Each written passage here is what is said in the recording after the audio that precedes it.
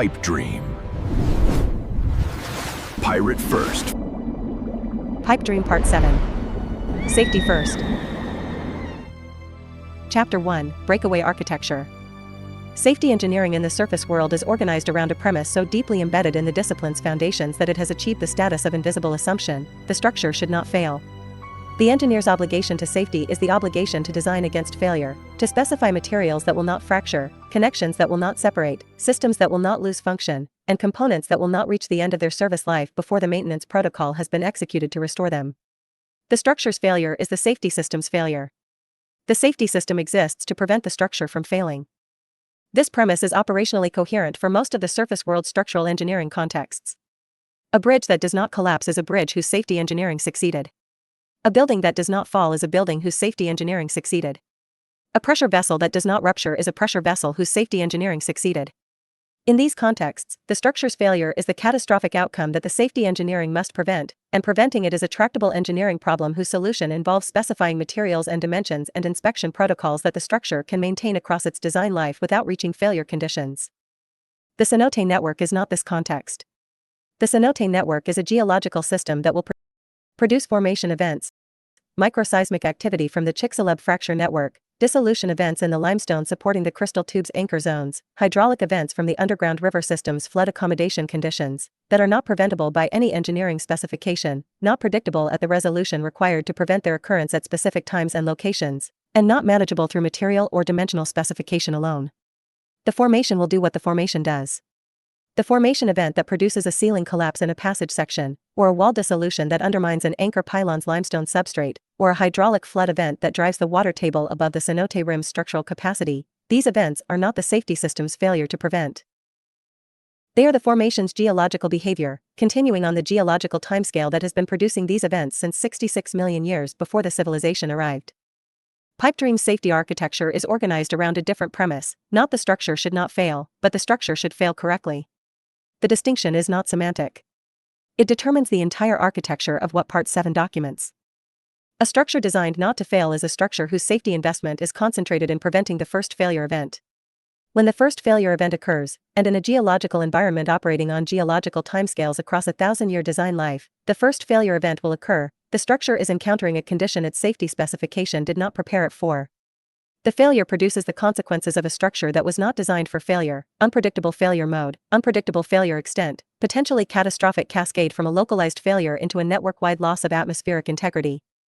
A structure designed to fail correctly is a structure whose safety investment is distributed across preventing catastrophic cascade, containing failure within designed boundaries, and converting every failure event into a data point that improves the formation model.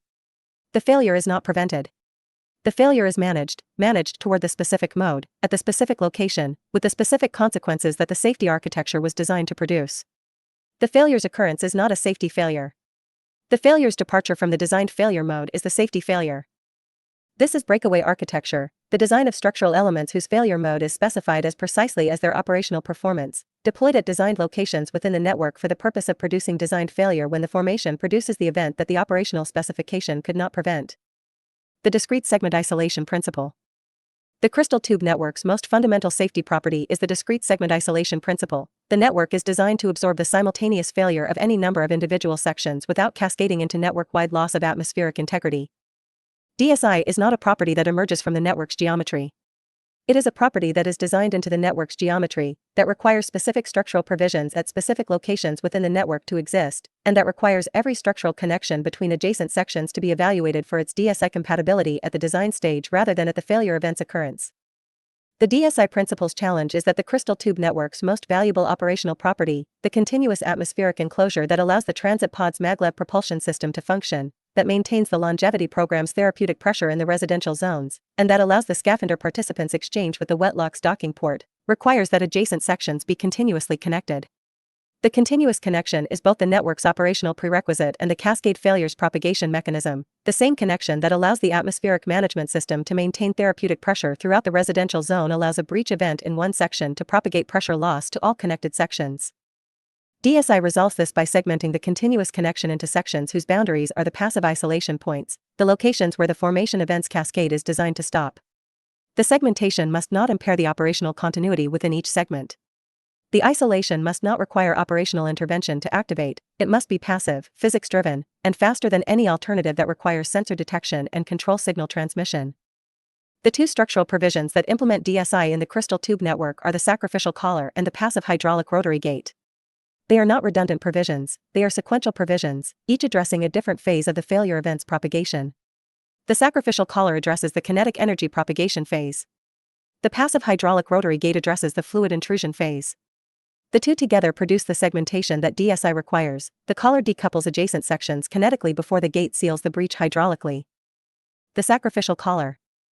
Every 100 meters along every tube in the network, a sacrificial collar interrupts the structural continuity of the crystal tube wall. Not the functional continuity, the atmospheric management, the guide rail, the utility conduit, the light relay's internal surface, these all traverse the collar without interruption. The structural continuity of the tube wall material is interrupted at the collar's position by a section of material whose mechanical properties differ from the adjacent tube wall material in a specific and precisely specified way. The adjacent tube wall material, polycarbonate, PMMA, aluminosilicate glass, alone, or borosilicate carbon composite depending on the depth zone, is selected for its operational performance across the full range of loads the tube's functional specification requires it to resist. It is specified to resist these loads at the maximum values the geological model predicts across the design life, with the safety factor the founding charter's structural specification requires. The sacrificial collar's material is selected for a different objective. Not maximum resistance to the geological model's predicted loads. The precise failure threshold, the kinetic energy level at which the collar material fails in the specific clean shatter mode that the DSI principle requires, decoupling the affected section from the adjacent sections without transmitting the failure's kinetic energy forward. The collar material is a frangible ceramic composite, high tensile strength, low impact toughness. The tensile strength specification ensures that the collar does not fail under the loads the tube's operational specification produces, the hydraulic pressure differential across the tube wall in normal operation, the thermal gradient stress the depth zone's temperature cycling imposes, the hoop stress from the guide rail's anchor loads transmitted through the tube wall. These operational loads are sustained by the collar without failure. The collar is not frangible under operational loads. The impact toughness specification ensures that the collar fails under the kinetic energy load that a formation event produces, the energy of a ceiling collapse propagating along the tube, the energy of a wall dissolution event that severs the tube's anchor connection and allows the tube section to impact the passage wall, the energy of a hydraulic wave from a flood event that impacts the tube section's end. These are impact loads, loads delivered rapidly, at high energy, that are absorbed by the material's fracture rather than by its elastic deformation. High impact toughness absorbs the fracture energy and transmits the residual energy forward. Low impact toughness, the collar specification, fractures cleanly at the impact energy's first threshold, absorbing the fracture energy in the fracture itself and transmitting minimal residual energy to the adjacent section. The collar's failure is the decoupling event. The adjacent section, whose collar was the kinetic coupling between it and the affected section, is kinetically decoupled from the affected section at the collar's failure moment.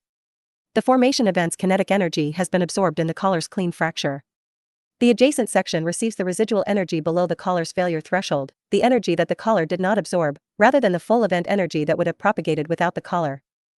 The collar's failure is observable in the piezoelectric sensor network's acoustic signature within milliseconds of the fracture. The collar's fracture produces a characteristic acoustic event that the coordinating system's geological monitoring layer identifies as a collar failure event rather than as a geological acoustic event. The frequency spectrum, the amplitude profile, and the temporal structure of the fracture acoustic event are distinct from the geological events that the formation produces and from the operational acoustic events that the tube network's biological and mechanical maintenance activity produces. The coordinating system identifies the collar failure event's location from the differential arrival times at adjacent transceiver nodes and logs the event in the digital twin's construction record as a geological data point. The collar failure is not an incident to be investigated as a safety failure.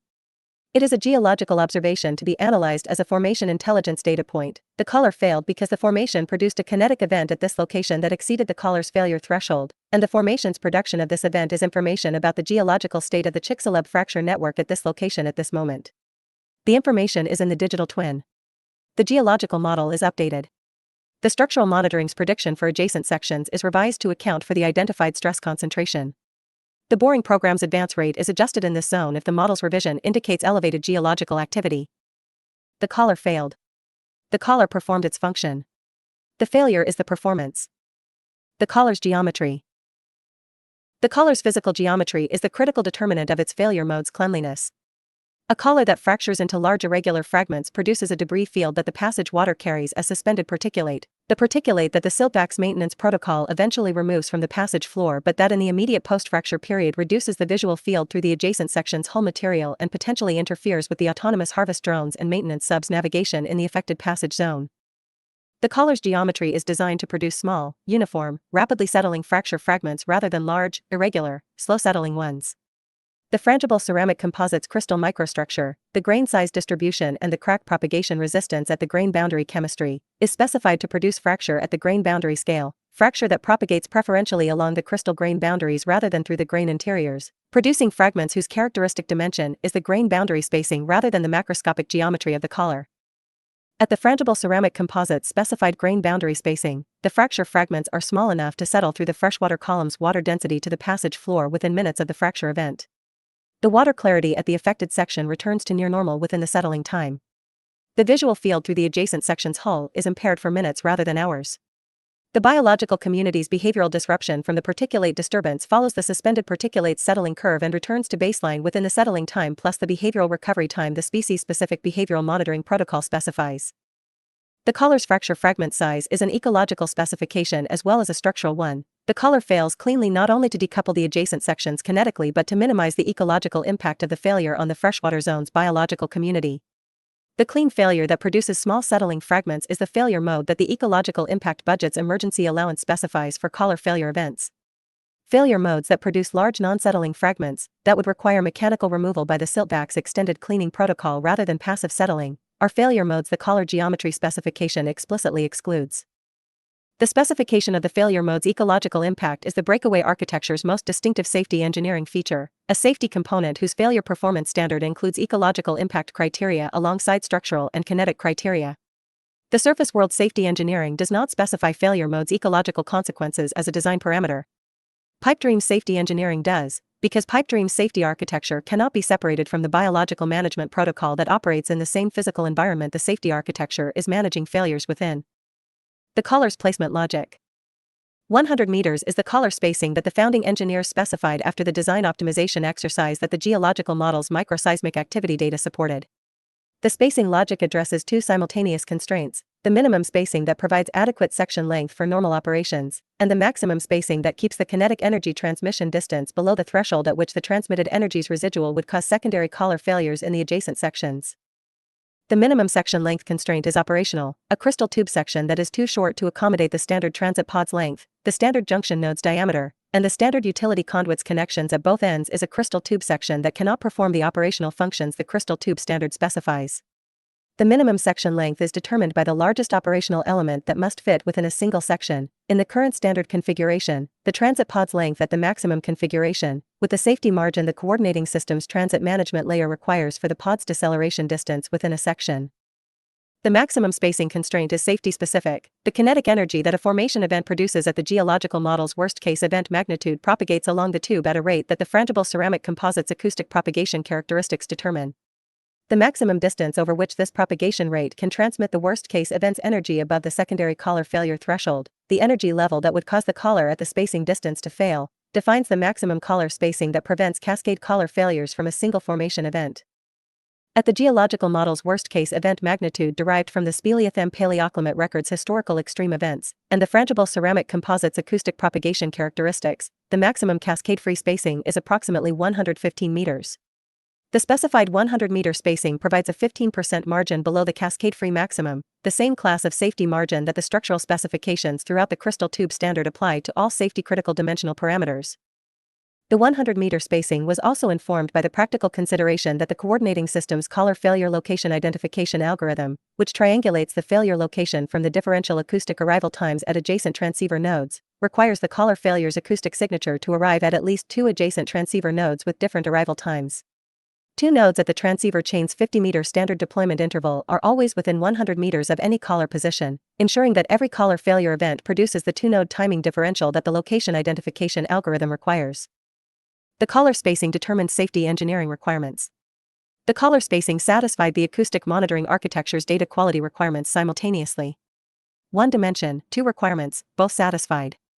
The engineering constraint and the monitoring architecture's requirement converged on the same spacing because they are both derived from the same physical system's characteristics, the acoustic propagation in the cenote's water column that both the kinetic energy transmission and the transceiver chain signal transmission use. The collar as geological instrument. The collar failure event's geological data contribution was introduced in the structural discussion above. The failure is a data point that the geological model incorporates as evidence of the formation's current stress state at the failure location. But the collar's geological instrumentation function extends beyond the failure event itself to the continuous monitoring that the collar's material properties enable between failure events.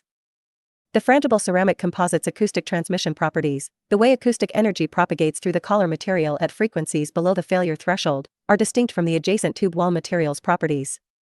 The collar's acoustic signature in response to the piezoelectric network's routine monitoring pulses provides a continuous measurement of the collar material's current stress state. The acoustic transmission profile changes as the collar material accumulates stress below the failure threshold, with specific frequency components in the acoustic response shifting in amplitude and phase as the internal stress field alters the material's acoustic propagation tensor.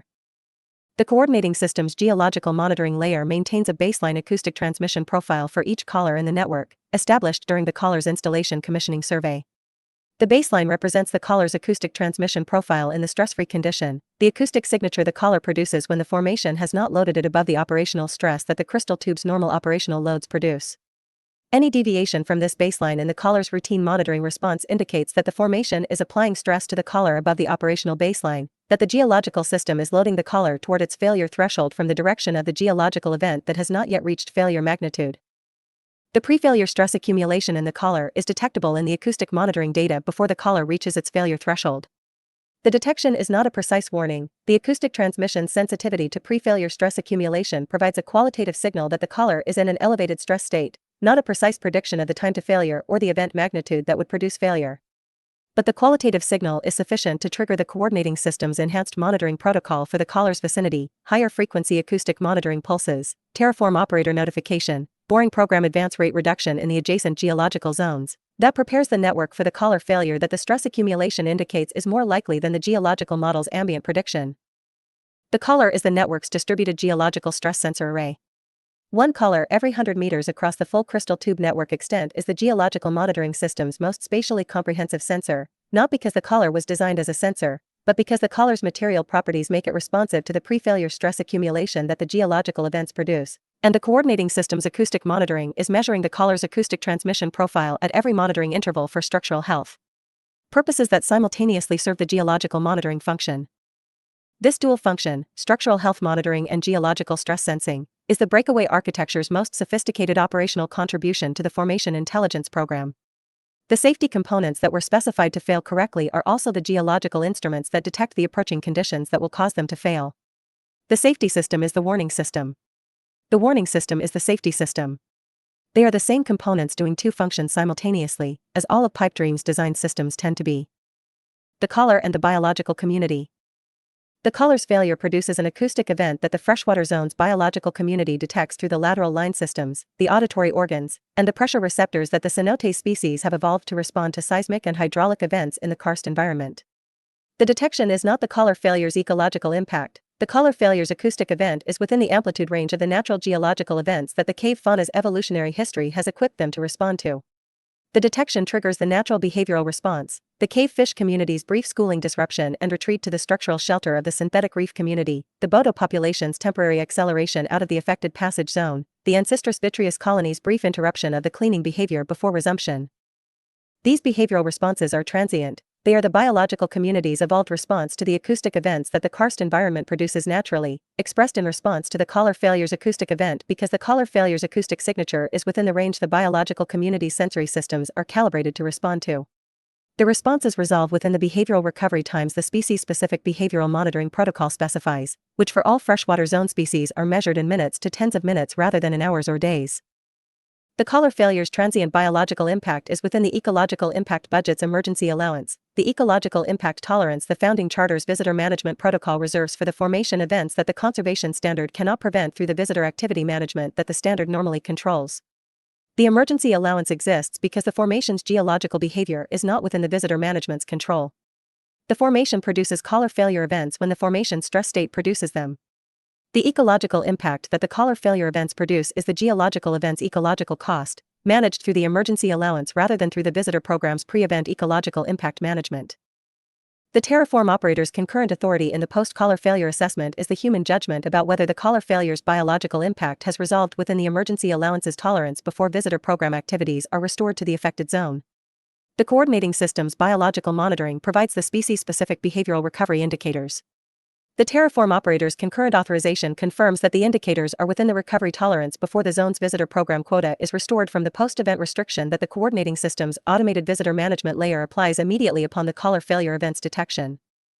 The visitor management layer's automated restriction is the visitor program's instantaneous response to the collar failure. The affected zone's visitor activity is suspended, cycle sub-transits rerouted, scavenger sessions terminated and participants directed toward the nearest wetlock docking port, safari routes redirected, within the time the coordinating system requires to identify the collar failure's location from the acoustic arrival timing and activate the visitor management. Restrictions for the affected zone's neighboring crystal tube sections. The restriction is activated before any visitor activity assessment could determine whether the specific collar failure's impact warrants the restriction. The restriction is automatic and precautionary. The Terraform operator's authorization restores activity when the assessment confirms recovery. The automatic precautionary restriction and the Terraform operator's authorized restoration are the human-machine division of authority that the REDIMA governance framework safety architecture specifies for formation event responses. The coordinating system's automated response is immediate and precautionary. The human's authorized response is delayed and informed. The coordinating system does not wait for human authorization to restrict. The human does not restore without coordinating system assessment data. The sequences: automatic restriction, biological assessment, Terraform operator authorization, quota restoration. The sequence's integrity is constitutional. No step in the sequence can be bypassed by any authority the principality recognizes. The collar's legacy. A collar that has failed is a collar that has performed its function. It is not replaced with a collar of identical specification at the failed position. It is replaced with a collar whose specification has been updated to reflect the geological data the failure event generated about the formation stress state at the failed location. The updated specification may be identical to the failed collar's specification if the geological model's analysis of the failure event determines that the event was within the range the existing specification was designed for, and that the existing specification's safety margin was appropriate for the location's geological conditions as now better understood. Or the updated specification may differ from the failed collar's specification in one of two directions: higher failure threshold if the geological model's analysis determines that the failure event's energy was below the specification's design intent due to the collar's manufacturing variance toward the low end of the specification's tolerance range, or lower failure threshold if the geological model's analysis determines that the formation stress state at the failed location indicates higher than predicted geological activity that the updated collar should respond to at lower kinetic energy. The collar replacement specification update is the geological model's management of the network safety architecture across the design life, not a fixed specification that all collars in the network share regardless of the geological conditions at each collar's location, but a location-specific specification whose value reflects the geological data that the collar's service history and the acoustic monitoring's pre-failure stress accumulation record have provided about the formation's behavior at that specific location. The 100-meter spacing is constant. The failure threshold specification at each location is not.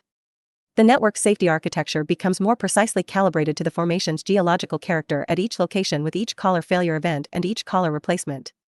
The safety architecture improves with the formation's geological self-expression. The formation's geological behavior is the safety system's training data. A safety system trained by the geological behavior it is designed to manage is a safety system that improves with the formation's history. At year 1, the safety architecture's collar specifications are derived from the geological model's predictions. At year 500, the safety architecture's collar specifications at each location are derived from the geological model's predictions as refined by 500 years of formation events at those specific locations. The precision is incomparably higher. The safety margin is commensurately better calibrated. The safety architecture at year 500 is not the founding years architecture applied for 500 years. It is the founding years architecture trained on 500 years of formation events into the formation-specific safety architecture that the founding years architecture was designed to produce. The 1,000-year design life safety architecture improves toward precision across the design life. This is the breakaway architecture's most significant safety property and the one that has no surface world equivalent, a safety system that uses its own operational events as training data for its own specification improvement. The collar fails. The failure is data. The data improves the specification. The improved specification produces better calibrated collars. The better calibrated collars produce cleaner failures whose data is more precise. The precision compounds. The surface world safety engineering improves through research and regulatory update, external processes that apply new knowledge to specifications through institutional channels that can take years or decades to produce field changes. Pipedream's breakaway architecture improves through operational experience at the formation, internal processes that apply the formation's own geological expression directly to the specification through the coordinating system's geological model update and the replacement collar's specification revision. The improvement timescale is the geological model's update cycle, which is the next collar replacement opportunity. Weeks to months, not years to decades. The formation teaches the safety architecture faster than any external research program can. The network geometry's safety architecture. The collar's placement at 100-meter intervals along each tube section is the safety architecture's linear provision. The crystal tube network's three-dimensional geometry, the junctions, the hub connections, the depth variable connections, intermediate refuge stations, introduces nonlinear safety provisions that the collar spacing does not address, the formation events that affect the three-dimensional network's nodes rather than its linear segments.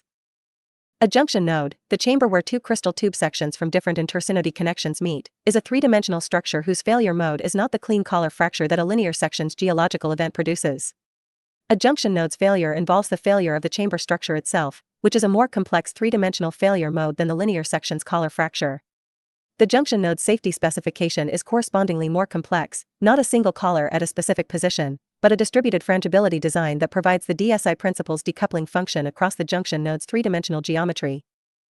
The junction node's distributed frangibility design is documented in the Crystal Tube Standards Appendix D alongside the collar specification, and its full treatment is the subject of Part VII's Chapter 3, Compartmentalized Cities.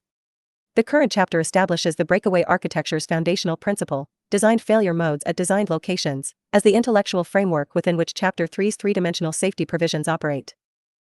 The hub connection safety provisions are the network's most complex three-dimensional safety engineering. The Cenote hub structural connection to the crystal tube network involves the transition from the hub's full atmospheric volume to the crystal tube's confined volume, across a structural boundary that must accommodate the hub's atmospheric management loads, the crystal tube's operational loads, and the formation event's kinetic energy transmission from the crystal tube network into the hub structural mass. The hub connection safety architecture concentrates the formation event's kinetic energy from the crystal tube's linear direction into the hub's three-dimensional mass through a specific structural interface geometry that the founding engineers specified to produce the kinetic energy's dissipation into the hub's mass rather than its reflection back into the crystal tube network or its transmission through the hub into the adjacent crystal tube section. The interface geometry is an acoustic impedance mismatch, a design structural discontinuity at the hub crystal tube interface whose acoustic impedance profile dissipates the formation event's kinetic energy in the discontinuity rather than transmitting it. The acoustic impedance mismatch is the safety physics of the hub connection's designed failure behavior, not a collar that fractures cleanly, but an interface that absorbs kinetic energy through wave reflection and dissipation. The interface does not fracture. It dissipates. The distinction is important. A fracturing collar produces fragments that must settle, a dissipating interface does not. The hub connection safety design produces no debris. The kinetic energy is absorbed in the interface's structural mechanics without producing the material failure that the collar's frangible fracture produces. The hub connection's dissipative interface is the safety architecture's most sophisticated structural element because it must simultaneously serve the operational requirement, a structural connection that maintains the atmospheric enclosure between the hub and the crystal tube across the full operational load range, and the safety requirement, a dissipative barrier that absorbs the formation event's kinetic energy at the event magnitude threshold above the operational range. The same interface geometry that provides the structural connection provides the energy dissipation. The operational and safety functions share the same structural element, as they share the same structural element in the collar's dual operational geological sensor function. The breakaway architecture is not a parallel safety system installed alongside the operational system. It is the operational system designed with the safety function specified as precisely as the operational function, so that the structural elements that provide operational performance simultaneously provide the safety performance the formation requires. Failure as information. The breakaway architecture's defining intellectual contribution to Pipedream's safety engineering is the reclassification of failure from an outcome to be prevented into an event to be designed. The surface world safety engineering treats failure as the enemy, the outcome the safety system's entire investment is directed toward preventing. Pipedream's safety engineering treats failure as the formation's communication, the geological event that the formation has produced, expressed in the safety system's designed response, recorded in the digital twin as geological data. This reclassification has governance implications as significant as its engineering implications. The Amazon installation's safety engineering failed not because its structural specifications were inadequate, the structural materials were correctly specified for the formation's geological conditions, the maintenance protocols were correctly calibrated to the formation's material degradation rates, The monitoring systems were correctly designed to detect the formation stress events at the temporal resolution the safety engineering required. The Amazon installation failed because its governance architecture reclassified the variance reports that the safety monitoring generated. The formation produced the signals. The safety monitoring detected the signals. The governance architecture decided the signals were not signals. Pipedream's governance architecture cannot reclassify collar failure events as non-events. The collar failure is a geological data point that the digital twin records, that the geological model incorporates, and that the replacement collar specification reflects. The reclassification requires the digital twin's falsification, the removal of the geological data point from the digital twin's formation record. The digital twin's common status, whose modification requires the Network Governance Council's authorization and the Research Commons concurrent review, makes this falsification constitutionally impossible within the principality's legal framework. The formation event that breaks the collar is the formation asserting its geological reality. The digital twin that records the collar failure is the civilization's institutional acknowledgement of that reality. The replacement collar's updated specification is the safety architecture's response to that reality. The sequence is the Constitution's enforcement mechanism for the Founding Charter's fundamental commitment: the formation is always right. The data from the formation is always incorporated. The specification is always updated to reflect the formation's expressed geological character. The breakaway architecture is the physical implementation of this commitment at the structural level. The collar that fails correctly records the failure's data and is replaced with a collar whose specification reflects the formation's data. The commitment at the governance level, the constitutional protection of the digital twin's integrity that prevents the formation's data from being reclassified, is what makes the breakaway architecture's physical implementation meaningful rather than cosmetic. A safety system that fails correctly but whose failures are reclassified as non-events is the Amazon installation's architecture. A safety system that fails correctly and whose failures are constitutionally protected as geological data is Pipedream's architecture. The difference is not in the collar. The difference is in what happens after the collar fails. What the breakaway architecture produces.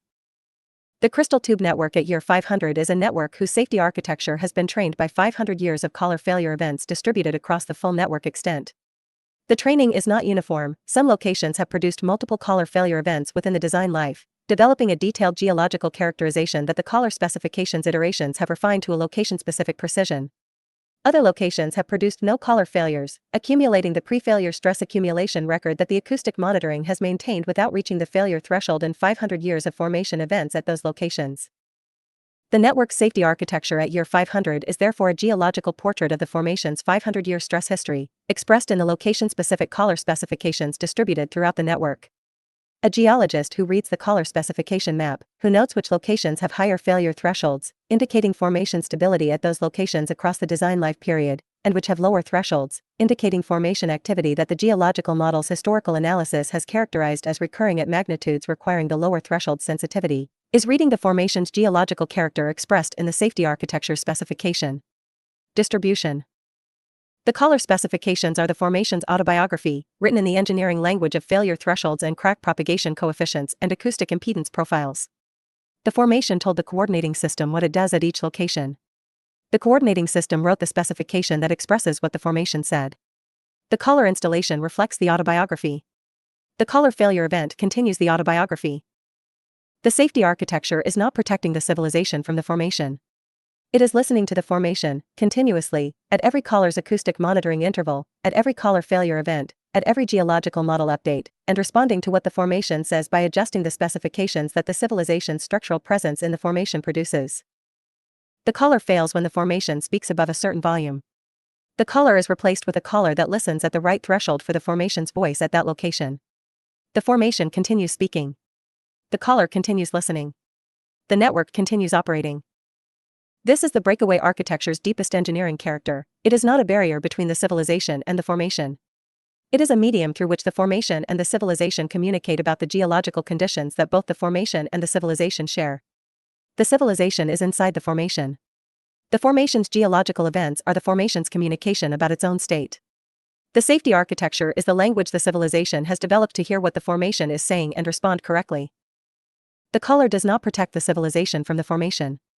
The collar translates what the formation is saying at this location at this moment into a structural event, the clean fracture, the kinetic decoupling, the acoustic signature, the geological data point, that the coordinating system can read and the safety architecture can respond to. The translation is the safety system's function.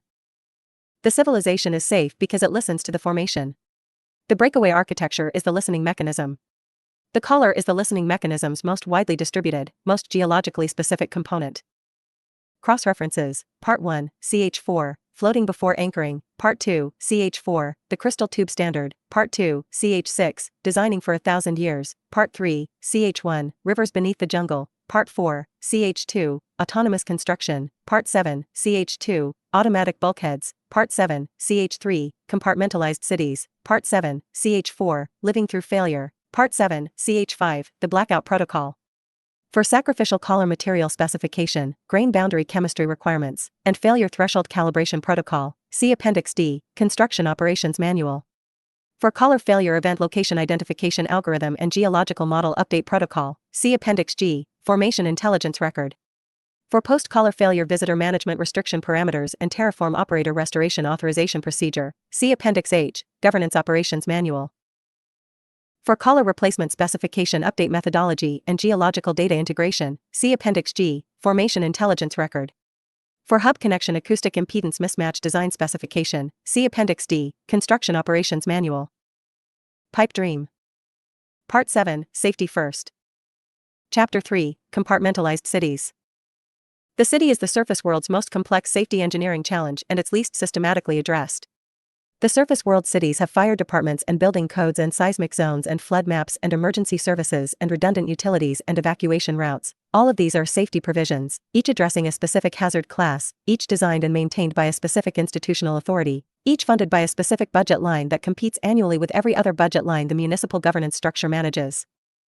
What the surface world cities do not have is a coherent safety architecture, a single design framework that specifies how all of the individual safety provisions relate to each other, how they interact when multiple hazard classes manifest simultaneously, and how the city's spatial organization reflects the safety architecture's requirements rather than the real estate market's optimization of land value.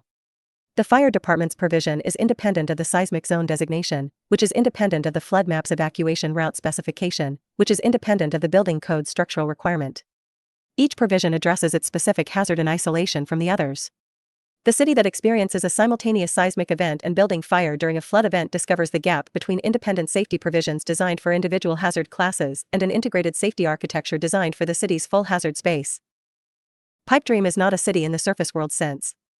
It is a pressurized underground installation in a geological system that produces geological events. But pipe dream is a city in the functional sense. It has residential zones, commercial zones, research zones, governance zones, transit infrastructure, utility infrastructure, and a population whose safety across the full hazard space requires more than the individual safety provisions for individual hazard classes that Chapter 1's breakaway architecture and Chapter 2's automatic bulkheads address.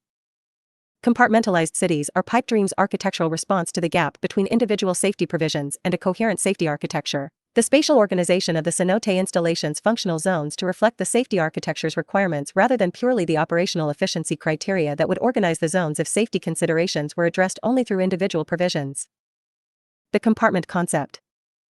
A compartment in the pipe dream safety architecture is a spatial zone whose atmospheric integrity can be maintained independently of every other zone's atmospheric integrity, simultaneously with every other zone's atmospheric integrity, for the duration of any single formation event or combination of formation events that the geological model specifies as within the design envelope. The compartment is not the crystal tube section. The crystal tube section is the network's minimum structural element, whose DSI isolation through the collar and gate mechanisms Chapter 1 and Chapter 2 document. The compartment is the aggregation of crystal tube sections and connected atmospheric volumes that forms a functionally coherent unit, the residential zone, the transit hub, the deep gallery research installation, the aquaculture city's production galleries, within which the coordinating system maintains common atmospheric management, common biological monitoring, common visitor access management, and common governance authority. The compartment's atmospheric isolation is its defining safety property. The compartment can be isolated from all adjacent compartments simultaneously by the gate mechanism's closure at every boundary between the compartment's crystal tube sections and the adjacent compartment's crystal tube sections.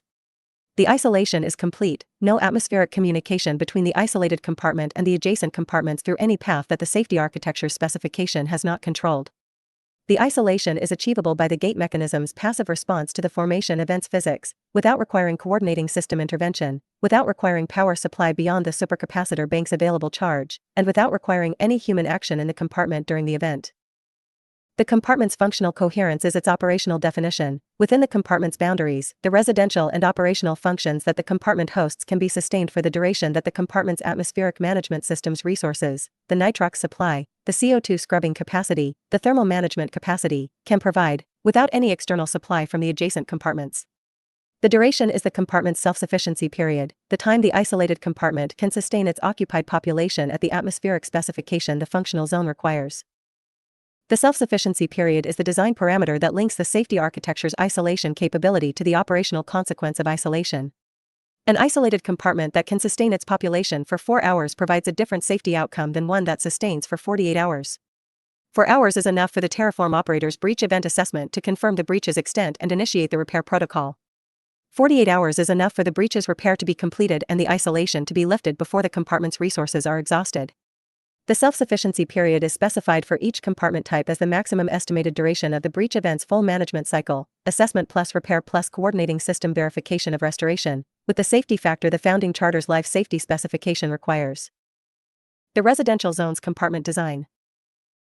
The residential zone's compartment design is the safety architecture's most consequential application because the residential zone is the installation's highest vulnerability occupancy type. Sleeping residents whose awareness of a formation event may be delayed by sleep, whose mobility through the zone is constrained by the accommodation section's geometry, and whose atmospheric resource consumption includes the sleep phase reduced metabolic rate that the atmospheric management protocol monitors but that the design basis emergency assumes cannot be relied on because the emergency's stress response elevates the metabolic rate regardless of the pre-event sleep phase. The residential zone self-sufficiency period is specified at the maximum estimated full management cycle duration, 72 hours, with the additional safety factor that the founding charter's life safety specification requires for the occupancy type with the lowest average mobility. 72 hours multiplied by the full occupancy population's atmospheric resource consumption rate at the elevated metabolic rate the emergency stress response produces determines the compartment's atmospheric management system's resource inventory requirement. The atmospheric management system's resource inventory for a residential zone compartment at full occupancy for 72 hours at elevated metabolic rate is substantial. The nitrox supply cylinder banks that occupy the residential zone's utility access panels, the CO2 scrubbing material cartridges staged in the compartment's maintenance access area, and the thermal management system's fluid reservoir that maintains the variable conductivity suit protocol during the isolation period. Each resource has its own inventory specification derived from the 72-hour full occupancy elevated metabolic rate calculation, with the safety factor applied to each independently. The independence of the resource inventory calculations is a deliberate design decision. The atmospheric management system's resource shortage in a single component, the CO2 scrubbing material's early exhaustion, for example, should not produce atmospheric failure while the nitrox supply remains abundant. Each component's inventory is independently sufficient for the full 72-hour period. The compartment does not run out of any resource before any other resource. The simultaneous resource sufficiency is the design target. The communal gallery's compartment boundaries, the gates that separate the communal gallery from the individual accommodation sections, are positioned to allow the communal gallery to be isolated from the individual accommodation sections independently. This configuration produces a safety architecture that can respond to a breach in the communal gallery by isolating the communal gallery from the accommodation sections, preserving the accommodation section's atmospheric integrity while the communal gallery breach is managed. Or it can respond to a breach in an individual accommodation section by isolating that section from the communal gallery, preserving the communal gallery's atmospheric integrity and allowing the residential zone's remaining population to gather in the communal gallery during the breach management period. The compartment boundary configuration's flexibility is the residential zone's most important safety property. The gates can be closed in any combination that the breach event's location requires, producing the smallest isolated region that contains the breach while preserving the largest possible volume of intact atmospheric enclosure for the residential zone's population. The compartment does not isolate the entire residential zone in response to a single accommodation section's breach. It isolates the affected section. The compartment boundaries that allow this granular isolation are the crystal tube standards gate positions at every junction in the residential zone's crystal tube network, not just at the zone's external boundaries with adjacent compartment types, but at the junctions within the residential zone between the accommodation sections, the communal gallery, and the utility access corridors. Every junction is gated. Every gate can be independently closed by the Venturi trigger's passive response. The granular isolation the safety architecture achieves is the product of the granular gate placement that the crystal tube standards design philosophy produces throughout the residential zone. The transit hub's compartment design. The transit hub is the installation's highest throughput atmospheric volume, the point through which all visitor transit enters and exits the freshwater zone's crystal tube network, all inter-synody transit passes, all cargo transit moves, and the full complement of the installation's daily maintenance sub-operations. The transit hub's occupancy is continuous and variable, day visitors departing on the morning's first cycle sub-transit, safari participants returning from the overnight waypoint accommodation, maintenance crews transferring cargo from the InterSynodi transit to the hub's processing gallery, longevity program participants moving between their accommodation sections and the communal gallery's breakfast session. The transit hub's compartment design is driven by the throughput requirements conflict with the isolation requirement. The gates that produce the compartment's isolation interrupt the throughput that the transit hub's function requires. Every gate that closes across a transit corridor eliminates that corridor's transit capability for the duration of the gate's closure. A transit hub whose compartment design produces maximum isolation capability produces minimum throughput during formation events. A transit hub whose compartment design produces maximum throughput during formation events produces minimum isolation capability. The design resolution is operational priority ordering. The transit hub's gates are organized in priority tiers, with the highest priority gates, the gates that isolate the hub from the InterSynodi crystal tube passages and from the deep gallery infrastructure below the hub, positioned and specified for the fastest and most reliable closure, and the lower priority gates, the gates between the hub's internal functional zones, specified for reliable closure within a longer activation window. That the higher priority gates closure has bought by isolating the highest risk breach scenarios first. The priority ordering reflects the consequence analysis. A breach in the InterSynodi crystal tube passage that connects the transit hub to the adjacent cenote is the highest consequence breach scenario for the transit hub, because the InterSynodi passage has no habitation population to protect and can be isolated without affecting the hub's full population, while a breach in the hub's internal zones involves the hub's full occupancy population and requires the most granular isolation. Capability. The highest priority gates isolate the no-occupancy scenarios. The lower priority gates manage the occupancy scenarios within the time the highest priority gates isolation has bought. The transit hub's self-sufficiency period specification is shorter than the residential zones, 48 hours, reflecting the transit hub's higher average occupancy mobility. Transit hub occupants are by definition mobile enough to be in the transit hub, and the coordinating system's evacuation management protocol can direct the hub's population to the adjacent residential zones through the crystal tube network's maintained sections within the evacuation time. The operational assessment specifies. The evacuation reduces the hub's occupancy population during the breach event management period, reducing the resource consumption rate that the self-sufficiency period calculation is based on. The evacuation management protocol is the transit hub's primary safety response for breach events, not the compartment's isolation in place, but the coordinating system's direction of the hub's mobile population toward the residential zones through the transit network's intact sections before the hub's self-sufficiency resources approach exhaustion. The compartment isolation provides the time for the evacuation. The evacuation reduces the resource requirement. The resource requirement reduction extends the effective self-sufficiency period beyond the 48-hour specification. The design is correct. The deep gallery's compartment design. The deep gallery, the compute infrastructure zone, the chemostat management zone, the research accommodation zone, is the installation's most structurally isolated compartment by the formation's geology. The depth that places the deep gallery below the halocline boundary also places it below the hydrostatic conditions that the shallow formation events primarily affect. The geological events that produce collar failures and breach scenarios in the freshwater zone crystal tube sections are surface zone events. The dissolution processes and microseismic activity that the Chicxulub fracture network produces are concentrated in the fracture zones where the dissolution has produced the passage geometry the crystal tube network inhabits, which is primarily the freshwater zone's depth range. The deep gallery's geological risk profile is different. The H2S chemistry at depth is the primary chemical hazard, and the high hydrostatic pressure is the primary structural hazard, and the combination of H2S chemistry and high hydrostatic pressure at depth produces structural failure modes that are different in character from the shallow zone's dissolution and microseismic events. The deep gallery's compartment design addresses these depth-specific hazards through provisions that are different in kind from the shallow zone's collar and gate architecture. The primary deep gallery safety provision is the gallery segmentation, the division of the deep gallery's total atmospheric volume into segments whose boundaries are the double gate configurations at the zone boundary crossings that Chapter 2 documented. Each gallery segment is a compartment, a volume whose atmospheric integrity can be independently maintained through the double gate configuration's inner gate, regardless of the outer gate's exposure to the halocline chemistry and the breach scenario in the intermediate isolation chamber. The gallery segmentation's segment dimensions are specified by the H2S hazards management requirement. A deep gallery segment whose atmospheric volume is breached by an H2S intrusion from the anoxic zone's management boundary can produce atmospheric H2S concentrations that are immediately dangerous to life in a volume sized to the maximum breach rate at the maximum hydrostatic pressure differential across the management boundary.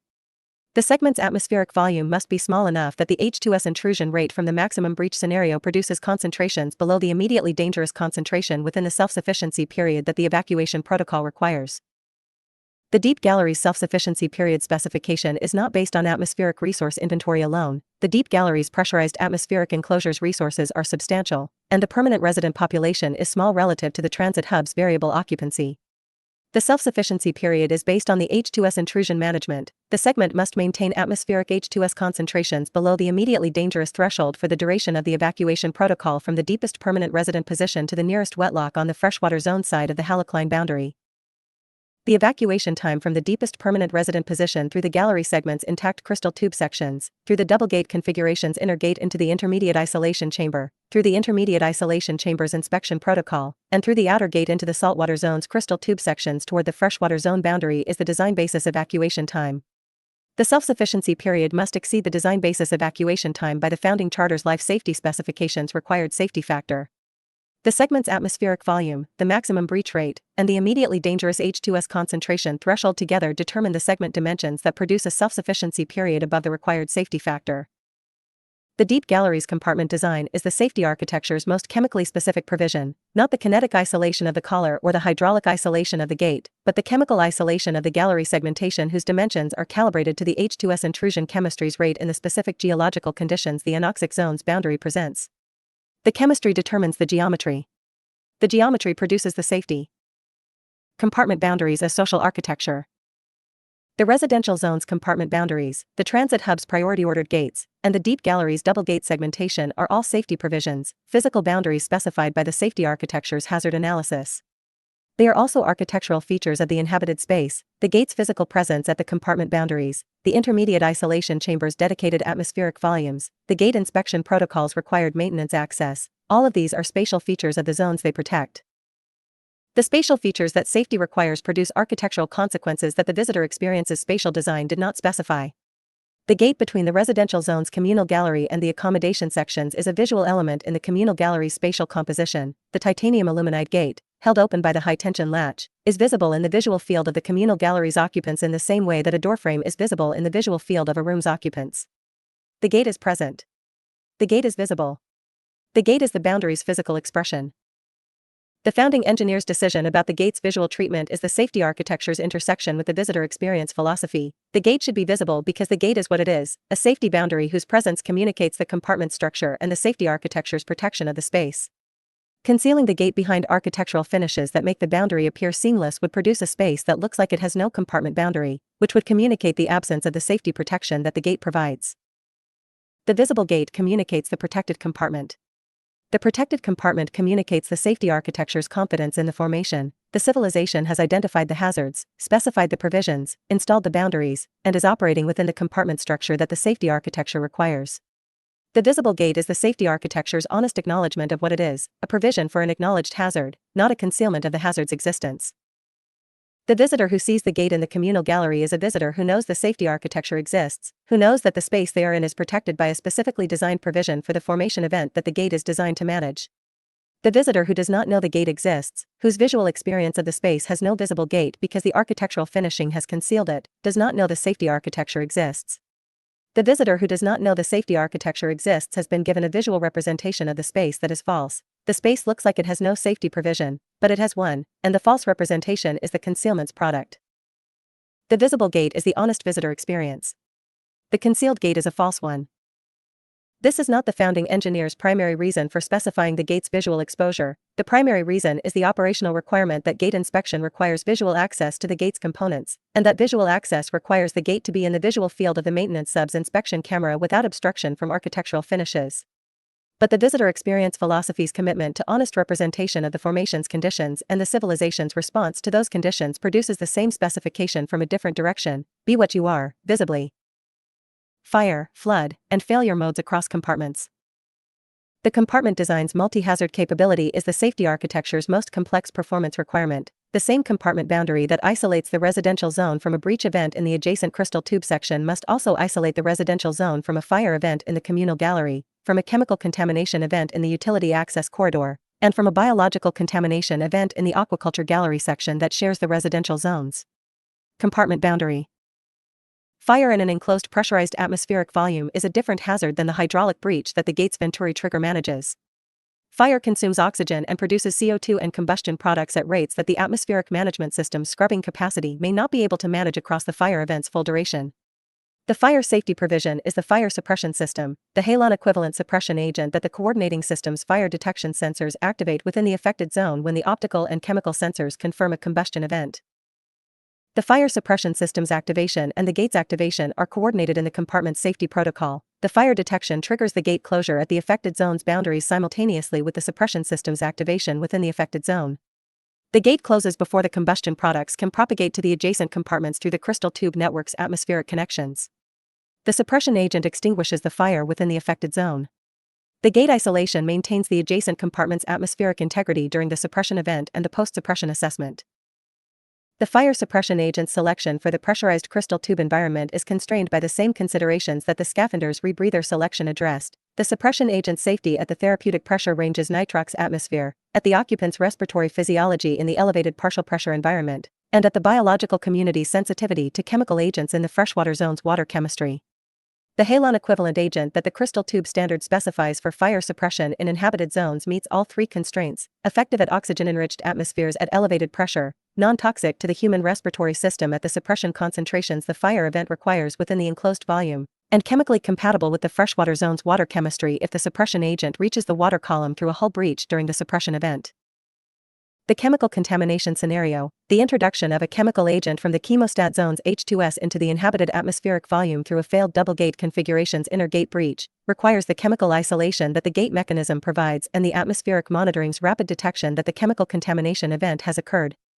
The coordinating system's chemical sensors in the deep gallery's inhabited sections provide continuous H2S concentration monitoring at the sensitivity that the immediately dangerous concentration thresholds management requires. Detection above the alert threshold, below the immediately dangerous threshold but above the baseline, triggers the coordinating system's chemical isolation protocol, the inner gate's closure at the affected gallery section's boundaries, the ventilation purge of the affected section's atmosphere through the atmospheric management system's purge mode, and the Terraform operator's notification for the outer gate inspection and repair authorization. The biological contamination scenario: the introduction of a biological agent from an aquaculture gallery's disease event into the freshwater zone's water column, which shares the crystal tube's exterior surface with the inhabited atmospheric enclosure, requires the water quality isolation that the gate mechanism provides across the crystal tube sections carrying water from the affected aquaculture gallery and the biological monitoring's rapid detection of the disease event through the aquaculture management layer's continuous biological census data. The contaminated water's isolation from the uninvolved crystal tube section's exterior surfaces limits the biological contamination events spread through the water column to the affected aquaculture gallery section's water volume, while the adjacent uninvolved section's water exchange continues within their own compartment boundaries. 3 hazard classes: hydraulic breach, chemical contamination, biological contamination, each requiring the same gate mechanism's compartment isolation, each triggering the isolation through different detection pathways, each resulting in the same isolated compartment whose atmospheric integrity is preserved for the affected population's self-sufficiency period.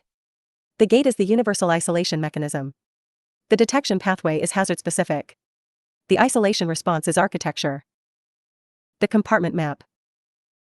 The coordinating system's safety management layer maintains a real-time compartment map, a representation of the installation's full three-dimensional atmospheric volume organized by compartment boundaries, with the current status of every gate in the network displayed at each boundary position. The compartment map is the coordinating system's visual representation of the safety architecture's current state: which compartments are isolated, which are connected, which gates are in the open position and which have been triggered to the closed position by recent formation events. The compartment map is displayed on every crystal tube network's hub-level display, on the Terraform operator's monitoring interface at every Cenote hub, and on the transit pod's navigation display alongside the route management information. The compartment map is not the visitor experience's AR system's content. It is not displayed in the Scaphander visor's ambient tier or the Safari pod's hull display substrate.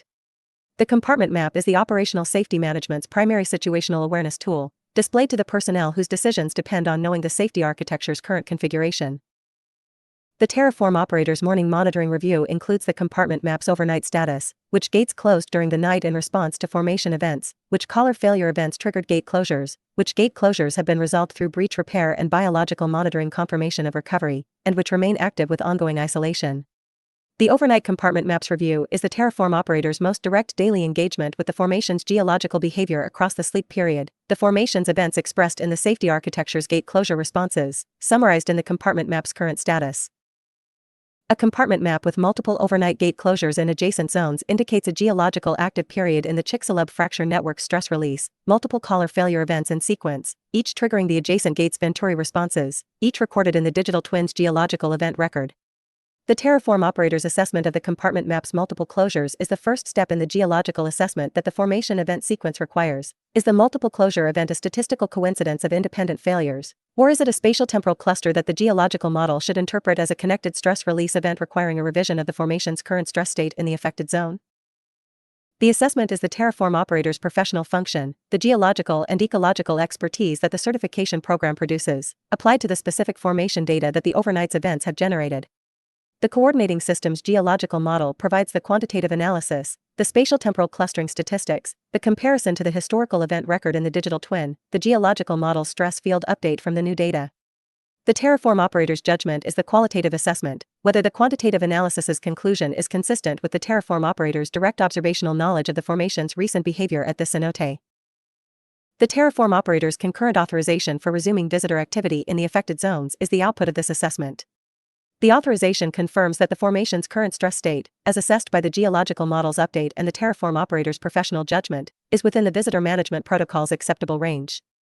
The authorization is not routine, it requires the active synthesis of quantitative and qualitative information about the formation's current state. The Morning Monitoring Review's compartment map is the starting point for this synthesis. Population management during formation events. The compartment design self-sufficiency period specifies the maximum duration the compartment can sustain its population in isolation.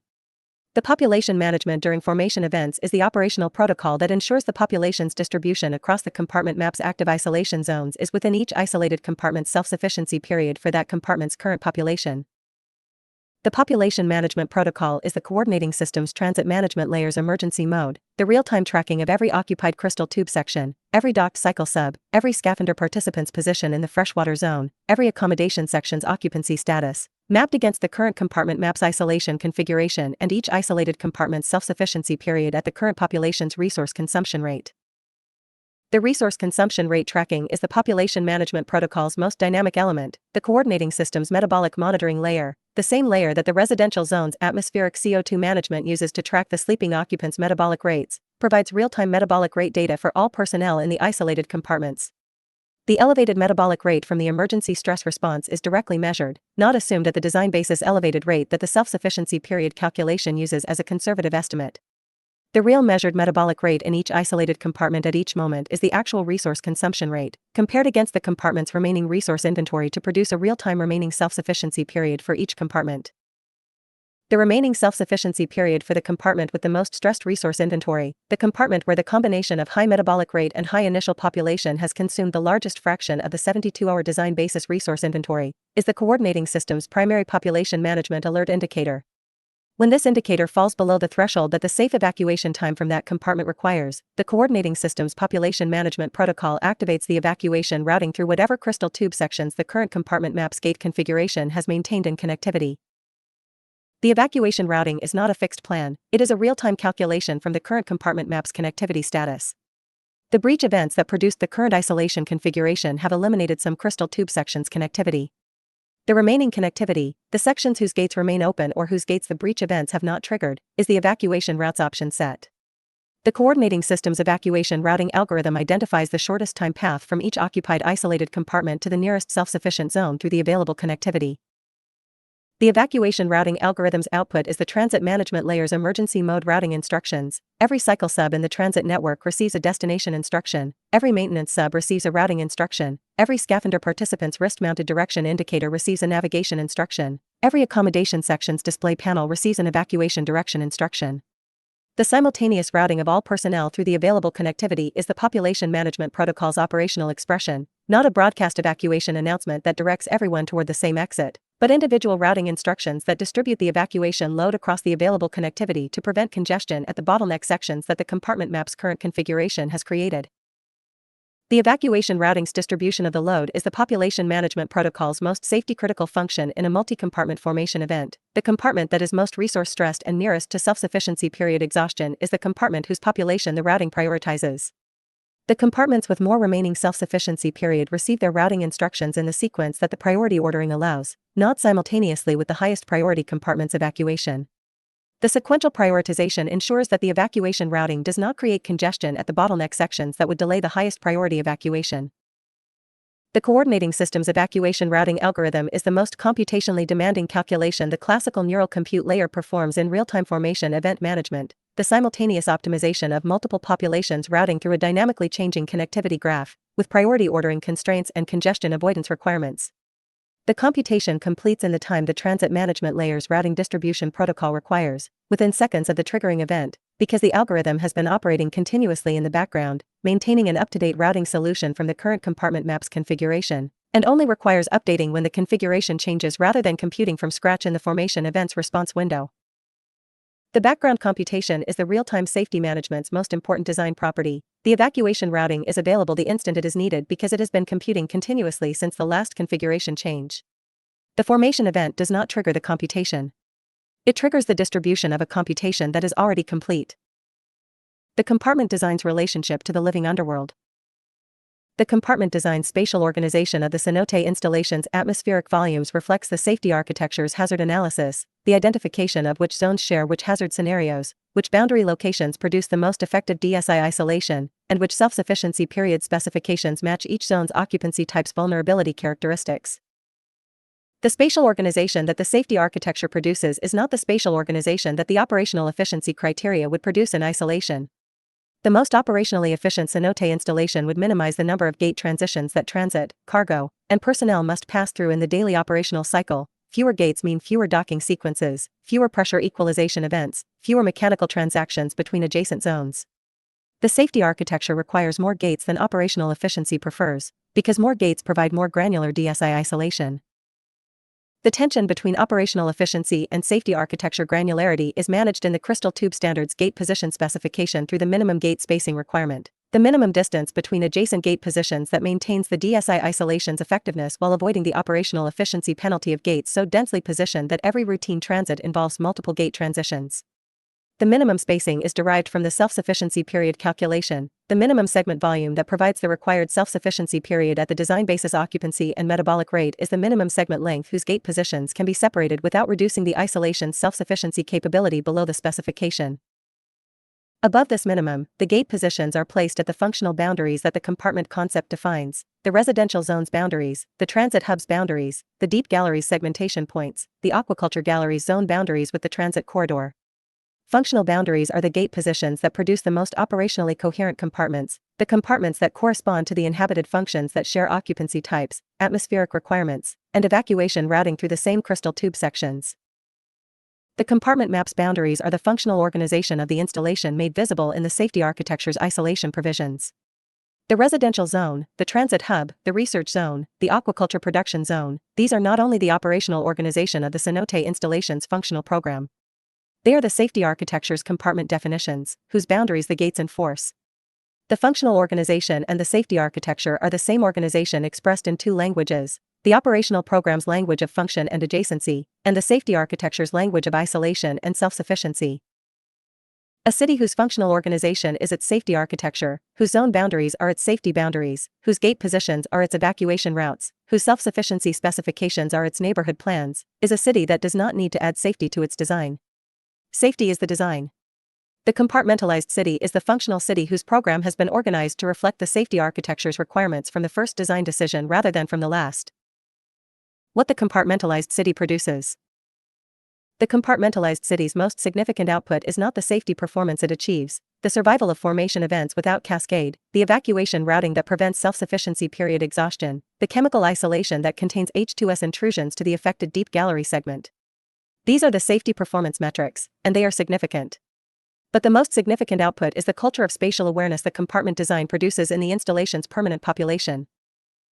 A permanent resident who knows the compartment map, who understands which gate boundaries separate their accommodation section from the communal gallery, which gate positions separate the residential zone from the transit hub, and which self-sufficiency period their compartment's resource inventory provides, is a permanent resident who is not surprised by the safety architecture's spatial features. The gate in the communal gallery is not an unfamiliar obstacle. It is the residential zone's boundary marker, visible, understood, incorporated into the resident's spatial understanding of the installation's organization. The resident who understands the compartment map responds to a formation event's gate closure not with spatial disorientation but with situational awareness, The gate that has just closed is the gate at the communal gallery's boundary, which means the breach is in the section beyond that gate, which means the residential zone's resource inventory provides 72 hours of self-sufficiency, which means the Terraform operator's assessment and repair authorization will resolve the isolation before resource exhaustion with the required safety factor. The resident who knows this is not managing an emergency. They are managing a known protocol that the safety architecture was designed to support. The culture of spatial awareness is the compartmentalized city's human safety provision, the architectural and educational preparation of the permanent population to understand and respond correctly to the safety architecture's provisions without requiring real-time instruction from the coordinating system's emergency management layer. The coordinating system provides the routing instructions. The spatial awareness provides the population's capacity to receive and follow those instructions correctly without the confusion that spatial disorientation produces in emergency response. The Founding Charter's Permanent Resident Orientation Program specifies the compartment map study as a residency prerequisite, not a memorization exercise but a spatial comprehension requirement. The resident who cannot navigate the compartment map's boundaries by memory during the orientation program's simulated formation event exercises does not receive the residency authorization that the Terraform operator's concurrent approval requires. The compartment map is the residency entrance examination's primary content. The resident's spatial awareness of the safety architecture is the residency qualification. A civilization that makes safety architecture literacy a precondition for permanent residency has made the safety architecture's culture the residency culture. The permanent residents are the population that understands the safety architecture. The safety architecture produces the culture of spatial awareness. The culture of spatial awareness produces the safety response effectiveness. The effectiveness is the safety architecture's purpose. The culture is the purpose's human expression. The compartmentalized city is safe because it is understood. The understanding is the safety. Cross-references, Part 2, CH4, The Crystal Tube Standard, Part 3, CH5, Skyscrapers Beneath the Canopy, Part 6, CH5, Sleeping Inside the Aquifer, Part 7, CH1, Breakaway Architecture, Part 7, CH2, Automatic Bulkheads, Part 7, CH4, Living Through Failure, Part 7, CH5, The Blackout Protocol, Part 9, CH4, Redeemer's Governance OS. For compartment self-sufficiency period calculation methodology and resource inventory specification by compartment type, see Appendix D, Construction Operations Manual. For fire suppression agent specification and chemical contamination isolation protocol, see Appendix D, Construction Operations Manual. For compartment map display protocol and Terraform operator morning review format for gate status assessment, see Appendix H, Governance Operations Manual. For evacuation routing algorithm specification and background computation protocol, see Appendix D, Construction Operations Manual. For permanent resident orientation program compartment map literacy requirements and residency authorization criteria, see Appendix H, Governance Operations Manual. Living through failure. The surface world safety culture has a foundational epistemological problem. It treats failure as evidence of the safety system's inadequacy rather than as evidence of the environment's actual behavior. When the bridge collapses, the safety system failed. When the dam breaches, the safety system failed. When the building burns, the safety system failed.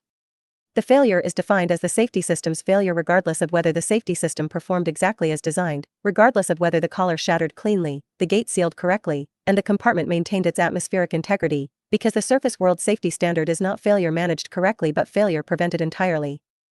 This epistemological position produces a specific pathology in surface world safety culture. The failure that the safety system managed correctly is reported as the safety system's failure rather than as the formation's behavior and the safety system's designed response.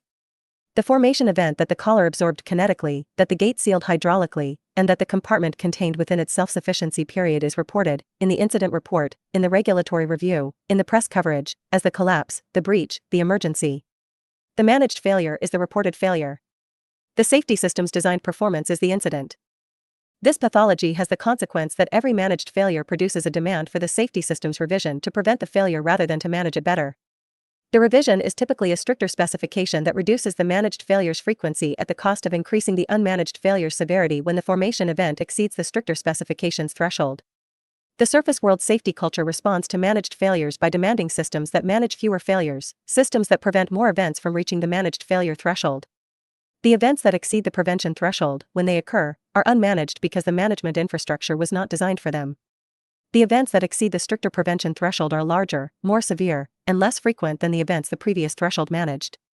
When they occur, they are catastrophic rather than managed. Pipedream's safety culture inverts this. Failure is the formation's communication, correctly received when the safety system's designed response manages it within the designed parameters. Living through failure is the safety system's purpose, not its limitation. The civilization that lives through formation events has a safety system that is working. The civilization that prevents all formation events has a safety system that is claiming to control the formation, a claim that the geological timescale will eventually falsify in the most consequential way possible. What living through failure requires? Living through failure is not passive. It is not the acceptance of whatever the formation produces and the hope that the safety system's managed response is sufficient.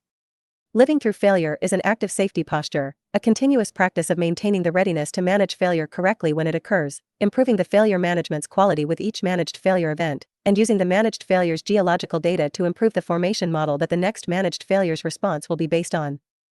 Living through failure requires 5 simultaneous competencies that the founding charter's safety culture specifies as the installation's permanent operational requirements.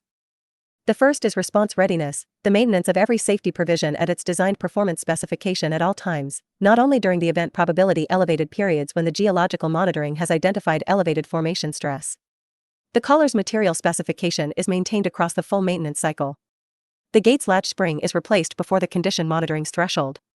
The compartment's resource inventory is replenished before the self-sufficiency period calculation identifies a shortage. The supercapacitor bank's charge state is maintained by the streaming potential harvest's continuous operation. Response readiness is not emergency preparedness, it is the permanent operational state of a safety system that must be available at any moment the formation produces an event. The second is formation literacy, the population's understanding of what the formation is doing and what the safety system's response means. The permanent resident who does not understand the collar failure's geological significance, who experiences the collar failure's acoustic event as an unexplained noise rather than as the formation's communication, cannot contribute to the living through failure culture's active posture. Formation literacy is the population's capacity to read the formation's behavior through the safety system's designed responses, to understand what the compartment isolation means geologically, and to respond to the safety system's designed responses with the behavioral competence that the evacuation routing and the resource management protocols require. The third is response quality improvement, the systematic incorporation of each managed failure event's data into the safety system specifications, the formation model's calibration, and the response protocol's refinement. Each collar failure updates the replacement collar specification. Each gate closure event updates the gate's latch spring replacement schedule based on the Venturi trigger's activation characteristics in the specific formation conditions the event occurred in. Each compartment isolation event updates the self-sufficiency period calculation's metabolic rate assumption based on the actual metabolic rates the coordinating system's monitoring measured in the isolated population during the event. The managed failure is the training event. The training event improves the next managed failure's management quality. The fourth is the distinction between managed and unmanaged failure, the safety culture's capacity to recognize when a failure event's management has succeeded and when it has not, and to assess the difference without the surface world's epistemological pathology that treats any failure as the safety system's failure. The managed failure that stayed within the designed collar's failure threshold, that produced the Venturi trigger's clean closure, that maintained the compartment's atmospheric integrity throughout the self-sufficiency period, this is the safety system's success, not its failure. The unmanaged failure that exceeded the collar's design threshold, that produced a cascade the gate could not prevent because the cascade velocity exceeded the Venturi trigger's response window, that resulted in a compartment's resource exhaustion before the evacuation routing could complete, this is the safety system's failure, and the distinction matters because the responses to success and failure are different in kind. The fifth is the governance protection of the safety culture, the institutional mechanisms that prevent the surface world's epistemological pathology from replacing the managed failure's correct assessment, success, with the surface world's pathological assessment, failure. The REDEEM framework safety incident reporting standard specifies the assessment criteria. A formation event is reported as managed when the safety system's designed response was activated and the event was contained within the designed parameters. A formation event is reported as unmanaged when the designed response was activated but the event exceeded the designed parameters. A formation event is reported as a safety system failure when the designed response was not activated and should have been, or when the designed response was activated incorrectly. The three categories are constitutionally distinct. The distinction's protection from reclassification is the REDEEM framework's most important safety governance function. The psychological architecture of managed failure. The occupant of a crystal tube section who experiences a collar failure event, who hears the acoustic signature of the frangible ceramic composite's clean fracture through the tube wall's vibration conduction, who sees the coordinating system's amber alert indicator appear on the ambient tears display, who experiences the transit pod's supercapacitor magnetic braking deceleration from boulevard speed to rest, is experiencing the formation event's managed response. This is a psychologically intense experience. The acoustic event is loud. The deceleration is firm. The alert indicator communicates that a safety event has occurred. The experience's sensory intensity is real and is not the formation event's management's failure. The psychological architecture of living through failure requires that the managed failure's sensory intensity does not produce the psychological response that the surface world safety culture produces, the demand for a system that prevents the sensory intensity from occurring. The formation event's sensory intensity is the collar failure's acoustic signature and the gate's closure's deceleration, the designed responses to the formation's geological event. The designed responses are not more intense than necessary. They are as intense as the geological event and the safety physics require. Preventing the sensory intensity requires preventing the designed response, which requires preventing the geological event. Preventing geological events is not within the safety architecture's capability. The sensory intensity is the formation event's managed consequence. The psychological architecture that supports living through managed failure is prepared expectation, the experiential state of occupants who have been trained in what the formation event's managed response looks, sounds, and feels like, so that the sensory intensity during the event is recognized as the expected managed response rather than experienced as the unexpected failure. Prepared expectation converts the acute stress response to managed alarm, a state of heightened attention and appropriate behavioral response rather than the unmanaged panic that the unexpected produces. The residential zone's permanent residents achieve prepared expectation through the orientation program's simulated formation event exercises, acoustic recordings of collar failure events at the ambient loudness the tube wall's vibration conduction produces in the residential zone, played during the orientation's formation event simulation while the resident practices the compartment map's evacuation routing. The simulation's sensory content is calibrated to the actual formation event's sensory experience at the residential zone's typical distance from collar failure events, close enough to be realistic, far enough from the simulated event's epicenter to represent the typical rather than the worst-case sensory experience. The longevity program's enrolled participants receive a formation event orientation session during the first week's enrollment period, before the longitudinal protocol's depth assignment has placed them in the residential zone's therapeutic pressure range, that describes the formation event's expected sensory characteristics, demonstrates the compartment isolation protocol's visible elements, the gate's closure visible through the communal gallery's transparent walls as the acoustic event occurs, and walks the participant through the behavioral response the evacuation protocol requires. The orientation session does not simulate the full acoustic intensity of the formation event. It prepares the participant to recognize what the actual event will be when it occurs. The adventure program's participants receive the formation event orientation as the final component of the scavenger training session that precedes every dive, what the collar failure's acoustic signature sounds like transmitted through the alone visor's helmet, what the gate closure looks like in the crystal tube visible through the visor's optical field, and what the behavioral response, terminate the dive's current position, activate the Avalo system's neutral buoyancy trim, navigate toward the nearest wetlock using the strontium illuminate markers guidance, requires in the open freshwater zone outside the crystal tube network's protected volumes. The behavioral response for the scavenger participant in the open freshwater zone during a formation event is the safety architecture's most individual provision. The participant is outside the crystal tube network's gate protection during a dive, in the freshwater zone's open water column, which is not a pressurized atmospheric enclosure and therefore not subject to the breach event's atmospheric integrity loss that the gate mechanism isolates. The formation event's primary impact on the scavenger participant in the open freshwater zone is the acoustic and hydraulic disturbance that the collar failure's fracture produces, intense at close range, manageable at the typical dive zone's distance from the collar positions. The behavioral response is to navigate toward the nearest wetlock at the dive zone's available crystal tube section, dock, and enter the crystal tube network's protected atmospheric environment before the hydraulic disturbance's water turbidity reduces visibility to below the strontium illuminate marker's effective navigation range.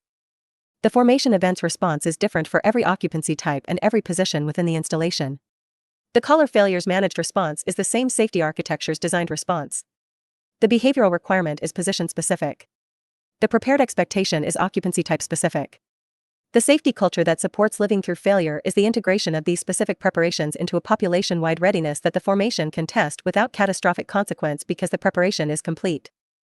The incident record. The digital twin safety incident record is the living through failure culture's institutional memory, the documented history of every managed failure event across the installation's operating period, with the formation data, the safety system response metrics, the population behavior assessment, and the outcome indicators that together constitute the evidence base for the safety culture's continuous improvement. The incident record is not an incident register in the surface world sense, not a list of events that the safety systems management categorizes as incidents because the surface world's epistemological position treats all formation events as incidents regardless of the management quality. The digital twin's incident record categorizes events by the three categories the REDEEMER framework safety incident reporting standard specifies: managed events, unmanaged events, and safety system failures. The categorization is the record's most important content, the classification of whether the safety system performed as designed, exceeded its designed capacity, or failed to perform. The managed event record is the formation's geological autobiography through the safety system's response, the collar failure events and their spatial temporal distribution that the geological model stress analysis incorporates, the gate closure events and the Venturi triggers activation characteristics that the gate maintenance protocol's condition monitoring uses, the compartment isolation events and the resource consumption rates and behavioral response data that the self-sufficiency period calculation and the evacuation routing algorithm incorporate. Each managed events record is a training data point that the safety system's continuous improvement process uses. The unmanaged event record is the safety architecture's most important improvement input, the events where the designed safety response was activated but the event exceeded the designed parameters.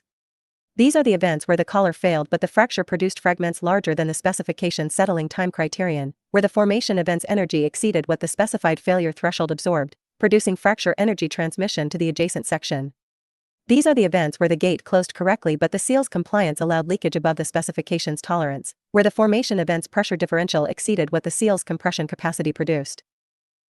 These are the events where the compartment maintained atmospheric integrity but the resource consumption rate exceeded the self-sufficiency period calculation's conservative metabolic rate assumption, where the actual stress response's elevated metabolic rate in the actual population exceeded the design basis. The unmanaged event record drives specification revisions, the collar specification's failure threshold updated to absorb the unmanaged event's energy, the seal's compliance specification revised to maintain the leakage tolerance at the unmanaged event's pressure differential, the self-sufficiency period calculation's metabolic rate assumption revised upward to match the actual stress response data. The specification revisions are the safety architecture's response to the unmanaged event, not the demand for prevention but the improvement of management.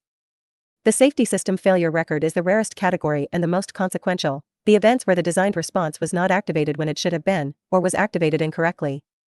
These events require the full investigation protocol that the REDEEM framework safety governance specifies, the coordinating systems event reconstruction from the sensor data, the digital twins timeline analysis, the Terraform operator's concurrent investigation authorization, the safety technical working group's root cause analysis, and the Network Governance Council specification revision authorization. The Safety System Failure Records Investigation Protocol is structured to identify whether the failure was a component failure, a specific safety provision that did not perform within its specification, or a specification failure, a safety provision that performed within its specification but whose specification was insufficient for the formation event it encountered. Component failures drive maintenance protocol revisions and component design improvements.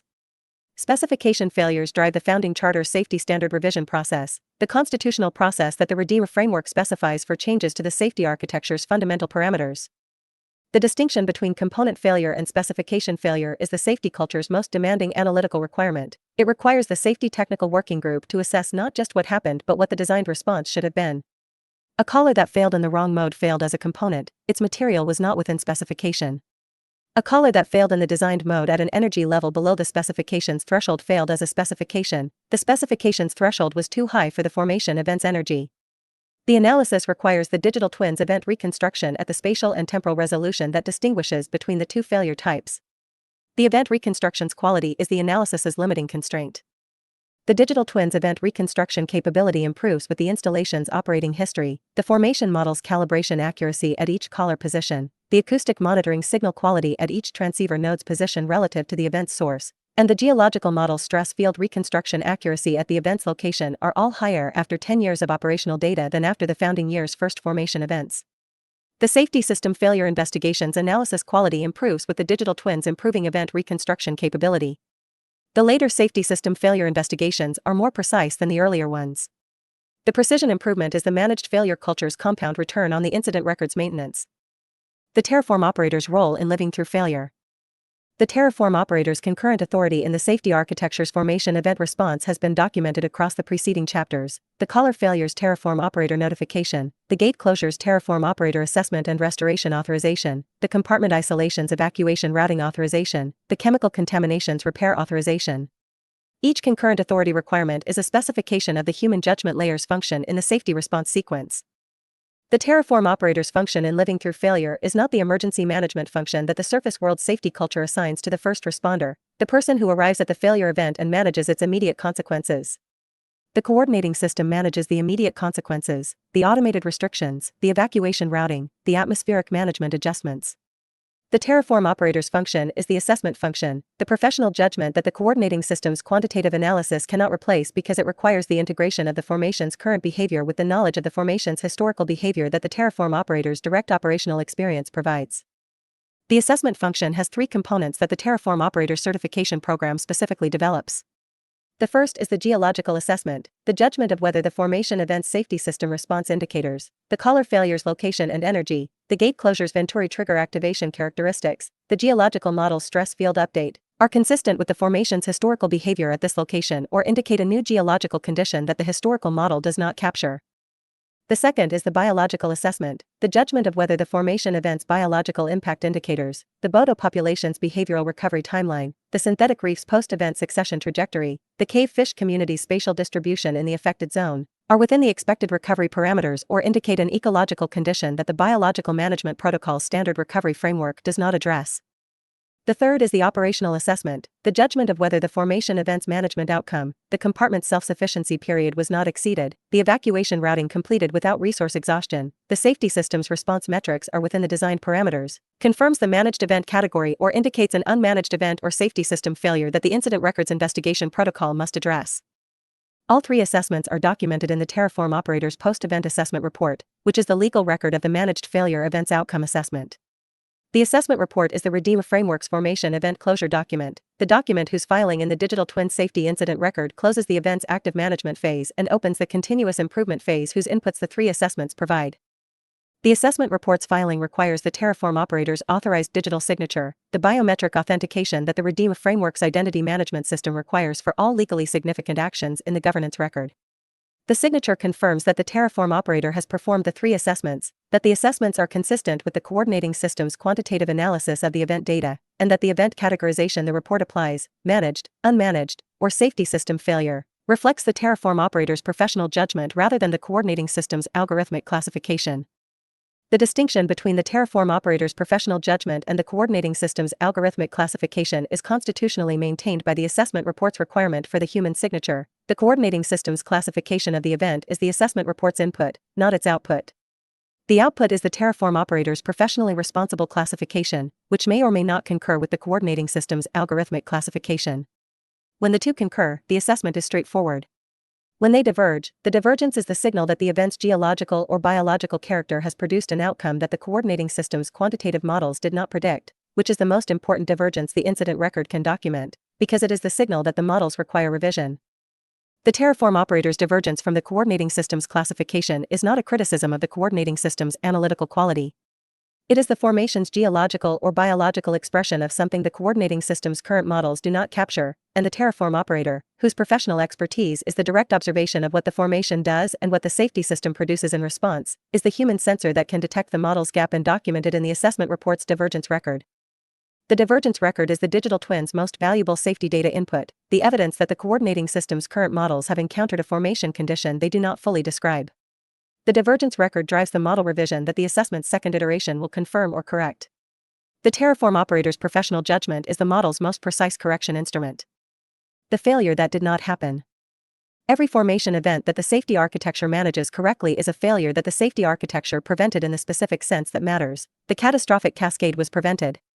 The collar failed. The gate sealed. The compartment isolated. The population managed. The cascade did not occur. The failure was the formation event. The prevention was the safety system's managed response. The failure that did not happen is the cascade. The cascade failure that the safety architecture prevented leaves no record in the incident report because it did not occur. The collar failure is in the managed event record. The gate closure is in the managed event record. The compartment isolation is in the managed event record. The cascade that did not propagate is not in any record because it did not happen. It cannot be observed that it would have happened without the safety system's response, except through the counterfactual analysis that the digital twin's event reconstruction and the formation model's stress propagation simulation can produce. The safety architecture's greatest successes are invisible: the cascade that the collar's clean fracture decoupled kinetically before the gate's Venturi trigger received the hydraulic signal, so that by the time the gate closed the inrush was already isolated within the affected section and the adjacent section's atmospheric integrity was never at risk. The formation event occurred. The safety system responded. The cascade that would have propagated without the response did not propagate. There is no cascade in the incident record. There is only the collar failure and the gate closure, the managed events components, present in the record as managed events. The living through failure culture acknowledges the invisible success explicitly. The managed events record is read not only as the documentation of what happened, the collar failed, the gate closed, but as the evidence of what did not happen, the cascade was not produced. Reading the managed event record as only what happened, without acknowledging what did not happen, is reading the safety architecture success as a near miss. A near-miss framing produces the surface world's pathological response, the demand for a system that prevents the caller from failing, the gate from closing, the managed event from occurring. The Founding Charter Safety Incident Reporting Standard explicitly addresses this. Managed events are reported as the formation event's designed response activation, not as near-miss events. The language in the incident report: caller failure at position X, designed fracture mode confirmed, gate closure at adjacent position Y, Venturi activation confirmed, compartment Z isolated, population managed within self-sufficiency period, is the language of a safety system performing correctly, not the language of a safety system having a close call. The language shapes the culture. The culture produces the epistemological position. The epistemological position determines whether the next managed failure event drives the demand for prevention or the drive for better management. The drive for better management is the living through failure culture's continuous improvement engine. Each managed events record provides the data that makes the next managed events management better. The caller specification improves. The gate seal compliance is refined. The compartment's resource inventory is calibrated to the actual metabolic rate data. The evacuation routing algorithm's background computation is updated with the actual connectivity graph's current configuration. The improvement compounds across the design life. At year 500, the safety architecture manages formation events that at year 1 would have produced unmanaged events or safety system failures, because the 500 years of managed event data have improved the specifications, the models, and the protocols to the precision that 500 years of formation events can calibrate. The formation taught the safety architecture for 500 years. The safety architecture is 500 years better than it was at founding. This improvement is not available to a safety architecture that demands prevention. A safety system that has prevented all formation events has no formation event data to improve its specifications with. The safety system that prevents all formation events maintains the founding year's specifications across the full design life, because the formation has never been allowed to test and improve them. At year 500, the preventive safety system is no better than at year 1. The formation event that finally exceeds the preventive threshold produces the same safety system that was designed at founding, the founding year's specification against a 500-year formation event. The living through failure safety system at year 500 is 500 years of managed events more precise than at year 1. The preventive safety system at year 500 is unchanged from year 1. When the formation produces an event that exceeds both systems' founding year specifications, one system has 500 years of improvement to draw on. The other has the founding year's design. Living through failure is the investment. The compound return is safety. The human factors. The safety culture's human factors are the provisions for the human beings inside the safety architecture during the formation events the architecture manages, not the operational provisions for managing the event, which the preceding sections address, but the experiential provisions for the people whose bodies and psychological states are inside the formation events managed response. The formation events managed response is frightening. The caller failure's acoustic event is alarming. The gate closure's magnetic braking deceleration is disorienting. The compartment isolation's atmospheric enclosure without the crystal tube network's normal transit connectivity is confining. The resource consumption monitoring's display of the remaining self-sufficiency period is anxiety-producing. These are real human experiences. They are the formation events managed responses' experiential consequences for the people inside the management. The human factors provisions address these experiences not by eliminating them: the acoustic event's intensity, the deceleration's firmness, the compartment's confinement, the monitoring display's remaining self-sufficiency period are all correctly calibrated to the formation event's managed response parameters and cannot be reduced without reducing the safety system's response quality, but by preparing the experience's recipients to manage the experiences correctly. The prepared expectation that the formation event orientation produces is the primary human factors provision. The resident or participant who has heard a realistic acoustic reproduction of the caller failure's sound, who has experienced a deceleration profile in the transit simulation that approximates the magnetic braking's characteristics, who has practiced the compartment map's evacuation routing in a simulated isolation condition, this person has a psychological model for what the formation event's managed response feels like before the first event occurs. The model is not exact. The simulation cannot fully replicate the real event's sensory intensity.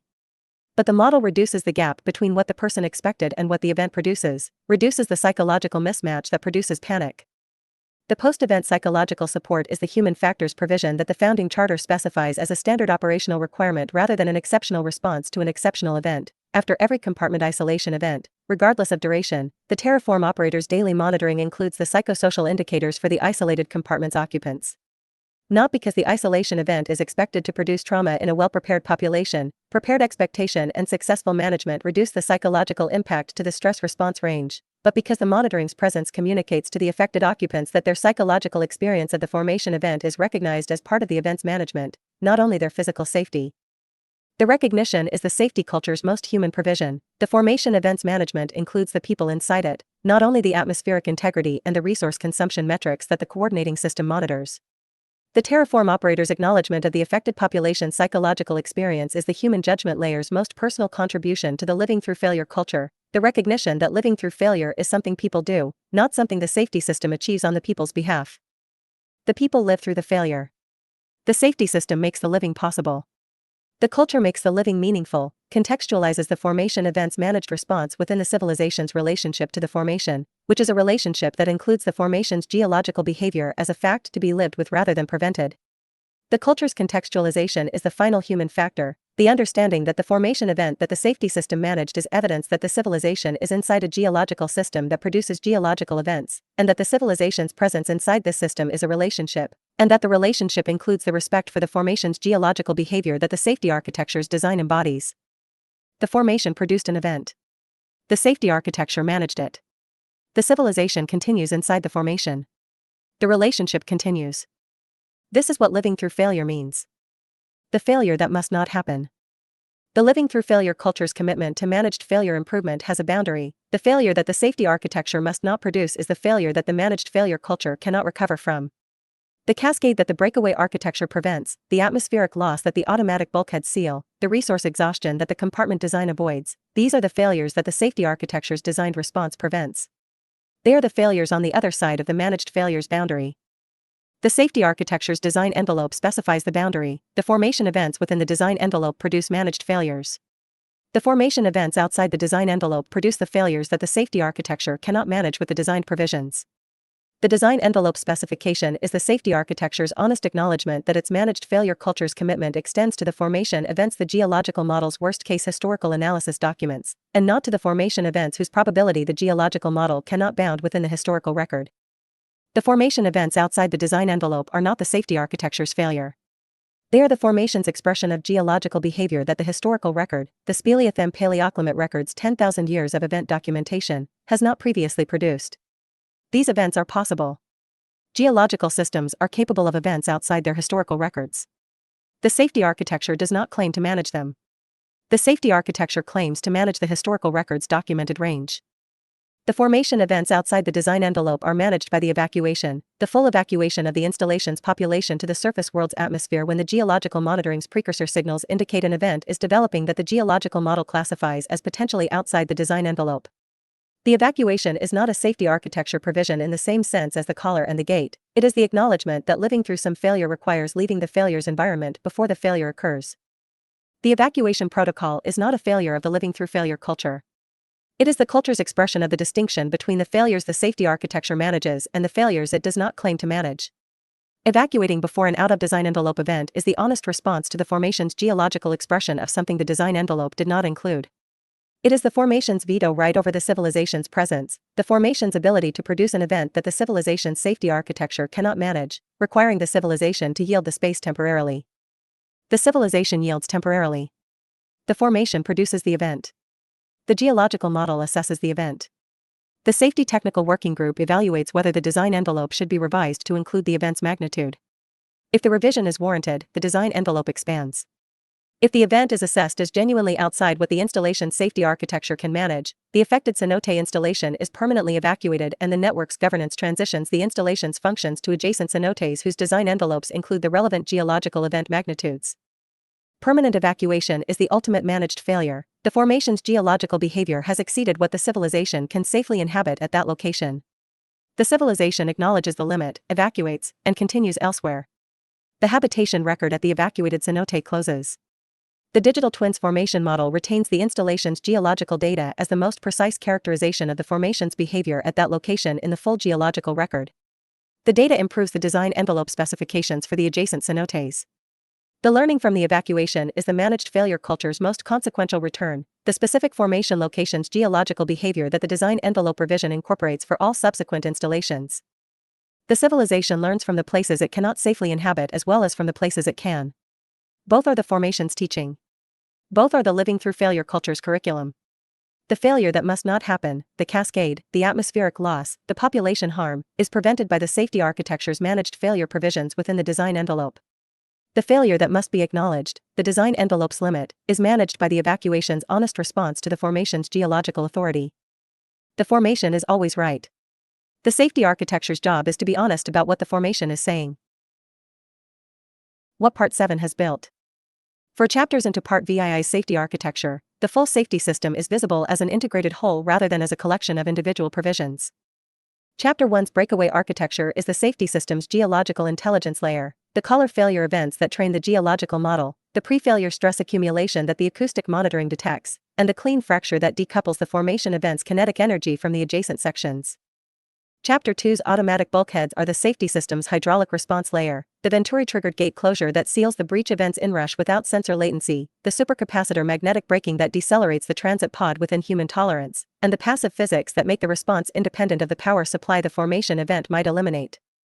Chapter 3's compartmentalized cities are the safety system's spatial organization layer, the compartment boundaries whose self-sufficiency periods provide the population management time the formation event's assessment and repair requires, the evacuation routing whose background computation is always current, and the safety culture's spatial literacy that the permanent population must maintain.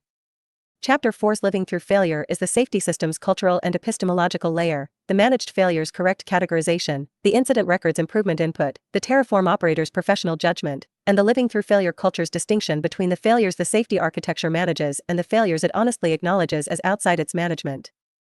The four layers are integrated. The geological intelligence layer's formation event data improves the hydraulic response layer's specifications. The hydraulic response layer's isolation creates the spatial organization layer's compartment isolation that the living through failure culture's population must navigate. The living through failure culture's incident record drives the geological intelligence layer's model revision. The integration is the safety architecture's emergent property, the whole that is more than the sum of its provisions. The safety architecture is not the safety against failure. It is the architecture for living through failure correctly. The formation produces events. The safety architecture manages them. The civilization lives. Cross-references, Part 1, CH4, Floating Before Anchoring, Part 2, CH6, Designing for 1,000 Years, Part 7, CH1, Breakaway Architecture, Part 7, CH2, Automatic Bulkheads, Part 7, CH3, Compartmentalized Cities, Part 7, CH5, The Blackout Protocol, Part 9, CH4, Redeemer's Governance OS, Part 12, CH5, Sans a priori. For managed failure categorization criteria and incident report format specification, see Appendix H, Governance Operations Manual. For Terraform operator post-event assessment protocol and digital signature authentication requirement, see Appendix H, Governance Operations Manual. For design envelope specification and evacuation protocol trigger conditions, see Appendix A, Formation Baseline Protocol. For psychosocial monitoring indicators and post-event support protocol, see Appendix H, Governance Operations Manual. For safety system failure investigation protocol and root cause analysis methodology, see Appendix H, Governance Operations Manual. Pipe Dream. Part 7, Safety First. Chapter 5, The Blackout Protocol. Power failures in the surface world are administrative inconveniences whose physical consequences are managed by the backup systems whose existence the regulatory framework requires. The hospital's generator starts. The data center's UPS maintains continuity until the diesel kicks in. The elevator descends to the nearest floor and opens its doors. The traffic lights go dark and drivers revert to the four-way stop convention they barely remember from driver's education. The inconvenience is real. The physical consequences of the surface world's power failure are primarily the cessation of electrically powered services, the lights, the HVAC, the devices, the communications, rather than a threat to the physical integrity of the space the power was supporting. Pipe Dream's power failure is not an administrative inconvenience. The Crystal Tube Network's electromagnetic propulsion system, the atmospheric management system's supply pumps and scrubbers, the light relays diode arrays, the coordinating system's classical and quantum compute layers, the biological management protocol's acoustic transponder network, the structural health monitoring's piezoelectric sensor data stream, and the safety system's supercapacitor braking protocol's discharge control signal, all of these are electrically powered systems whose cessation produces consequences in the freshwater zone's inhabited volume that are not analogous to the surface world's lights going out. The power failure in an inhabited crystal tube section at 30 meters depth with a transit pod in the maglev track produces, the pod's electromagnetic levitation ceases and the pod settles onto the guide rail's physical surface, the maglev propulsion ceases and the pod decelerates to rest on the guide rail without the controlled deceleration the electromagnetic system provides, the pod's interior illumination ceases and the atmospheric management system's fans cease circulation, the Coordinating Systems Transit Management Layer's navigation data for the pod's display ceases, and the light relay's illumination ceases, leaving the passage in the absolute darkness that has characterized its geological history since before the cenote was formed. The passenger in the pod in this darkness, at 30 meters depth, with the Atmospheric Management System's passive soda-lime scrubbing canister as the only CO2 management, with the guide rail's strontium illuminate markers as the only navigation reference, with the Avalo system's manual valve as the only buoyancy management, and with the flywheel storage to mechanical drive coupling as the only propulsion, this passenger is in the Blackout Protocol's operating condition. The Blackout Protocol is the safety architecture's provision for this condition, the comprehensive system of passive, non-electrical safety provisions whose combined function is to sustain the passenger's life and deliver them to the nearest wetlock docking port under any complete power failure scenario, without any communication from the coordinating system, without any electrical power from the crystal tube network, and without any external intervention from the installation's maintenance operations that the power failure has also interrupted. The protocol scope. The Blackout Protocol covers the full power failure scenario, not the partial power failure that takes some electrical systems offline while the streaming potential harvests independent generation maintains others, and not the system failure that disables the coordinating system while the electrical infrastructure remains operational. The full power failure is the scenario where every electrically powered system in the crystal tube network is simultaneously offline, no electromagnetic propulsion, no atmospheric management fans, no light relay illumination, no coordinating system communication, no sensor network data, no safety system control signal. This scenario is the Blackout Protocol's design basis because it is the worst-case scenario for the electrical infrastructure's simultaneous loss, the scenario that the protocol's provisions must sustain the passenger through without any supplementation from systems the power failure has taken offline.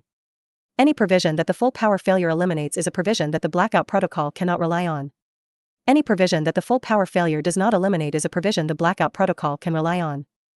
The provisions the full power failure eliminates: every system that draws power from the crystal tube network's electrical infrastructure, every system that communicates through the coordinating system's data network, every system that requires the atmospheric management system's active components. The provisions the full power failure does not eliminate: the strontium illuminate rail markers, whose passive phosphorescent glow requires no power source and no activation signal, the soda-lime scrubbing canisters, whose chemical CO2 absorption requires no power source and no activation mechanism, the Avalo system's compressed gas reservoir, whose pressure-driven buoyancy control requires no power source and no activation signal, the flywheel's rotational inertia, which stores kinetic energy from the pedaling input without any electrical component, and the supercapacitor bank stored energy, which was charged by the streaming potential harvest before the power failure and whose discharge drives the magnetic braking protocol's coil activation through the gates closure event's independent circuit. The Blackout Protocol's provisions are all of the second category, passive, physics-based, energy stored, requiring no electrical power and no coordinating system communication to function. The protocol is the safety architecture's most complete expression of the design principle that safety responses must not depend on the infrastructure the hazard attacks. The passenger's immediate experience.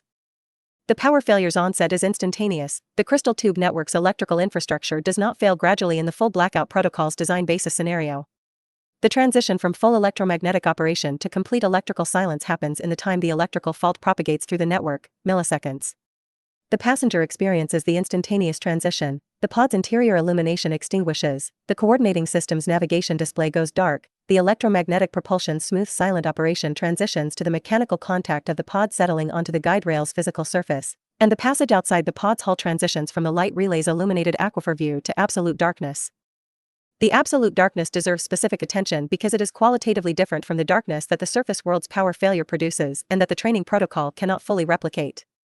The surface world's power failure produces darkness interrupted by the ambient light from windows, the glow of emergency exit signs, the backlit screens of devices on battery power, and the gradual dark adaptation that the human visual system's rod photoreceptors produce across the first 20 minutes of low-light exposure.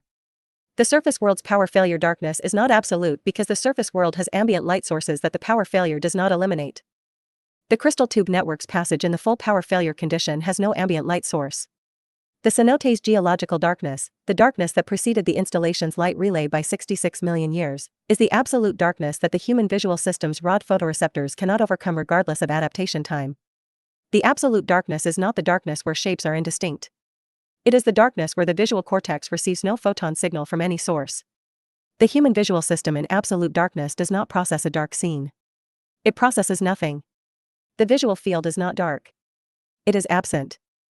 The passenger's first experience of the blackout protocol's absolute darkness is the sensory condition that the training protocol's blackout simulation prepares them for. The training protocol uses complete room darkening at the same level of absolute darkness that the cenote's geological darkness produces, so that the trained passenger has experienced the absence of the visual field before the actual blackout protocol's first occurrence.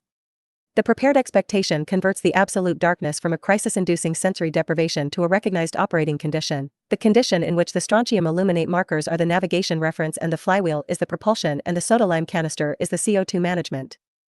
The trained passenger in absolute darkness orients through the non-visual senses that remain functional, the pod's mechanical contact with the guide rail's physical surface, which the settling sensation communicated, the guide rail's physical surface below the pod, which the mechanical drive's engagement will push against, and the strontium aluminate marker's glow, which appears as the passenger's dark-adapted rod photoreceptors begin to process the marker's emission at the adaptation threshold. The training protocol has established the expected location for the strontium aluminate marker's emission wavelength is in the green spectrum, approximately 520 nanometers, which the human scotopic visual system's rod photoreceptors are most sensitive to under dark-adapted conditions. The marker's emission intensity is calibrated to the minimum required for reliable human detection at the dark-adapted rod photoreceptor's sensitivity threshold, at the maximum distance from the markers at which the passenger in the pod must detect the marker to maintain navigation confidence. The calibration is not the emission intensity that makes the markers most comfortable to see under dark-adapted conditions. It is the minimum intensity for reliable detection, the intensity that saves power in the marker's phosphorescent material without reducing the navigation reliability below the blackout protocol's design requirement. The markers glow. The darkness shows them. The passenger sees the green line below the pod's position and to the direction of travel. The navigation reference is established. The flywheel engagement. The flywheel was spinning before the power failure. The electromagnetic propulsion smooth pod transit maintains the flywheel's coupling to the drive gear through the magnetic coupler's field, with the flywheel absorbing the speed variations from the maglev propulsion's cadence regulation. At the power failure's onset, the flywheel's rotational inertia maintains its spin briefly. The flywheel does not instantaneously stop when the electromagnetic propulsion ceases. The rotational inertia is the flywheel's kinetic energy, the energy the flywheel was storing from the electromagnetic propulsion's maintenance of the pod's transit speed before the power failure. The flywheel's kinetic energy is available to the mechanical drive's engagement immediately. The mechanical clutch's engagement converts the flywheel's stored kinetic energy to the drive gear's engagement with the guide rail's physical teeth, moving the pod forward at the velocity the flywheel's current rotational speed produces through the transmission's gear ratio.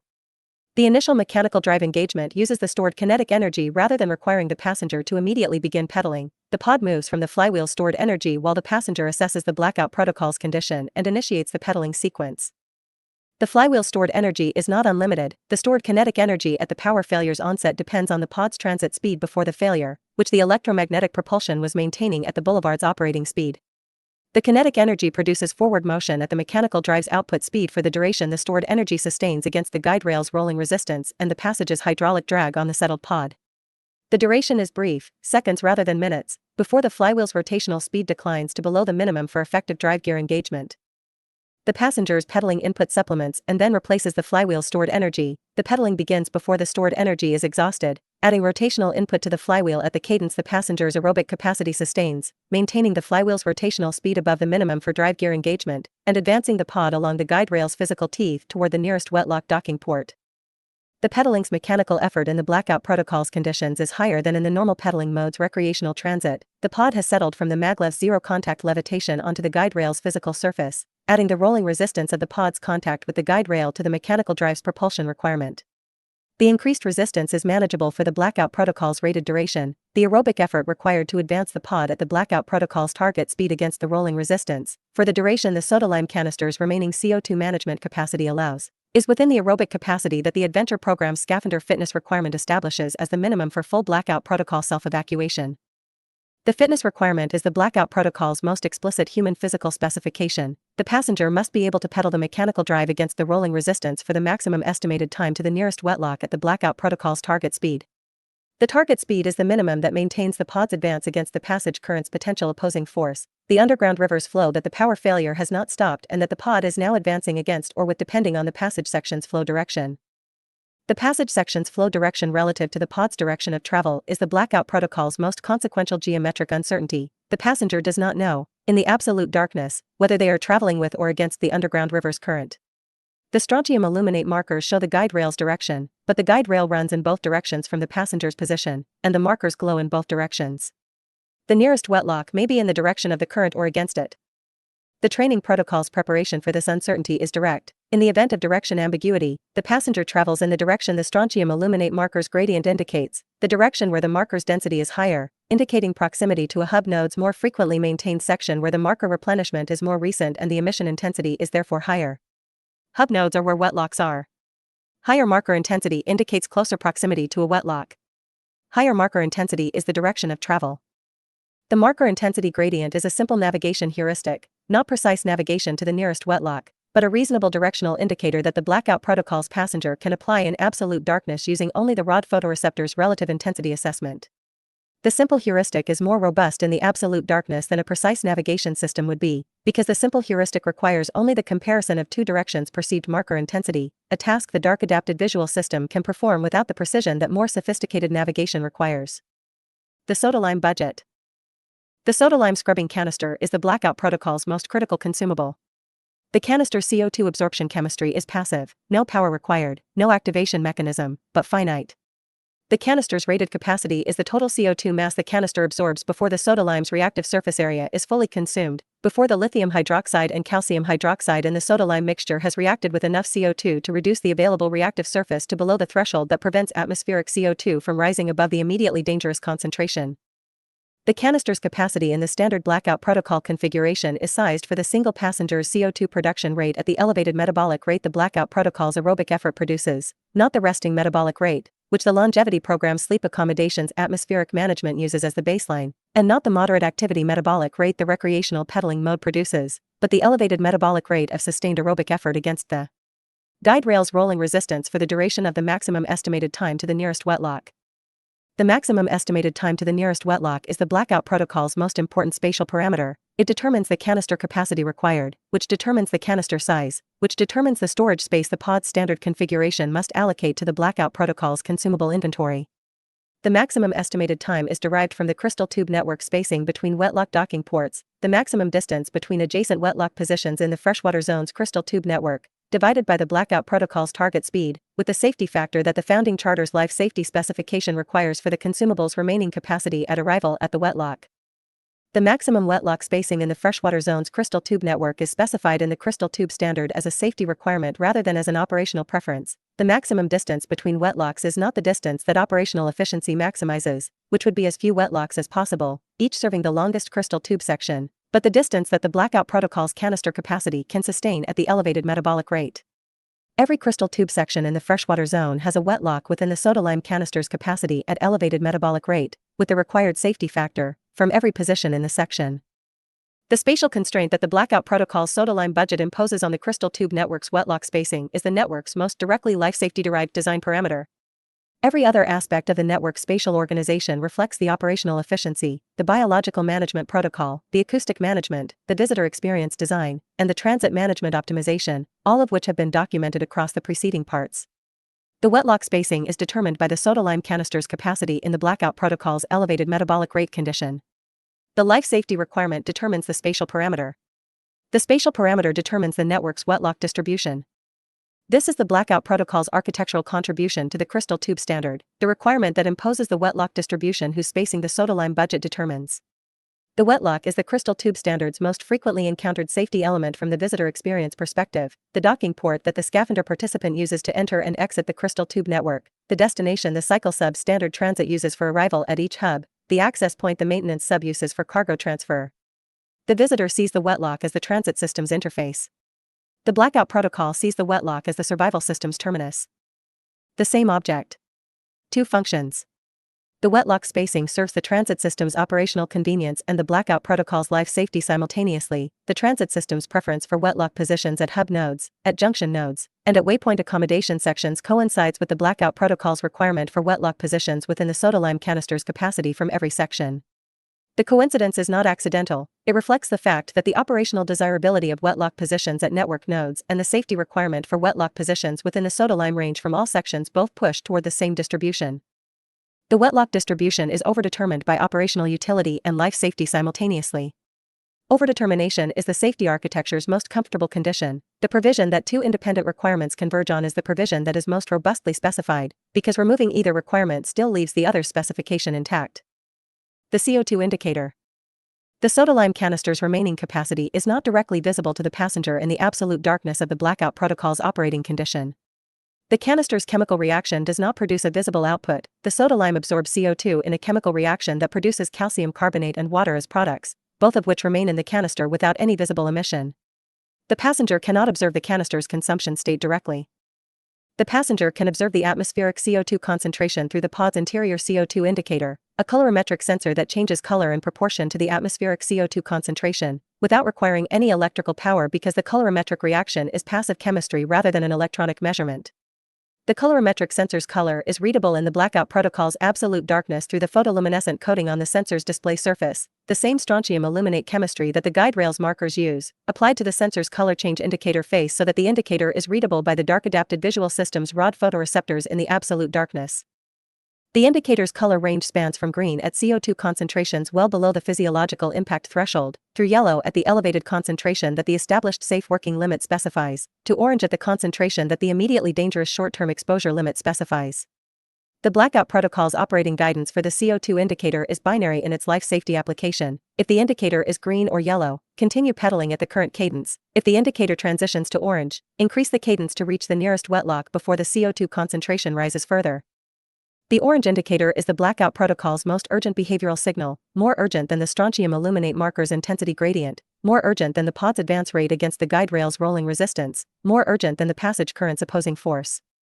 The orange indicator communicates that the soda-lime canister's remaining capacity is approaching exhaustion at the current metabolic rate CO2 production rate, that the time to canister exhaustion is less than the time to nearest wetlock at the current advance speed.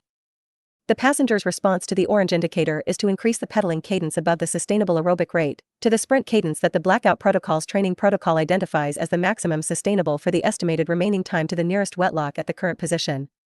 The sprint cadence increases the CO2 production rate. Sprint metabolic effort produces more CO2 per minute than the sustained aerobic effort, which further reduces the time to canister exhaustion. The increased advance speed partially offsets the increased CO2 production rate through the faster approach to the nearest wetlock. The net outcome of the sprint cadence is a race between the approach speed's reduction of time to wetlock and the increased metabolic rate's reduction of time to canister exhaustion. The race is won by the passenger who is closest to the nearest wetlock when the indicator transitions to orange. The blackout protocol's wetlock spacing specification ensures that this race is winnable, that the sprint cadence's increased advance speed produces a time to wetlock that is shorter than the sprint cadence's increased metabolic rate's time to canister exhaustion, with the safety factor the specification requires. The specification ensures that the race is winnable. The passenger must run it.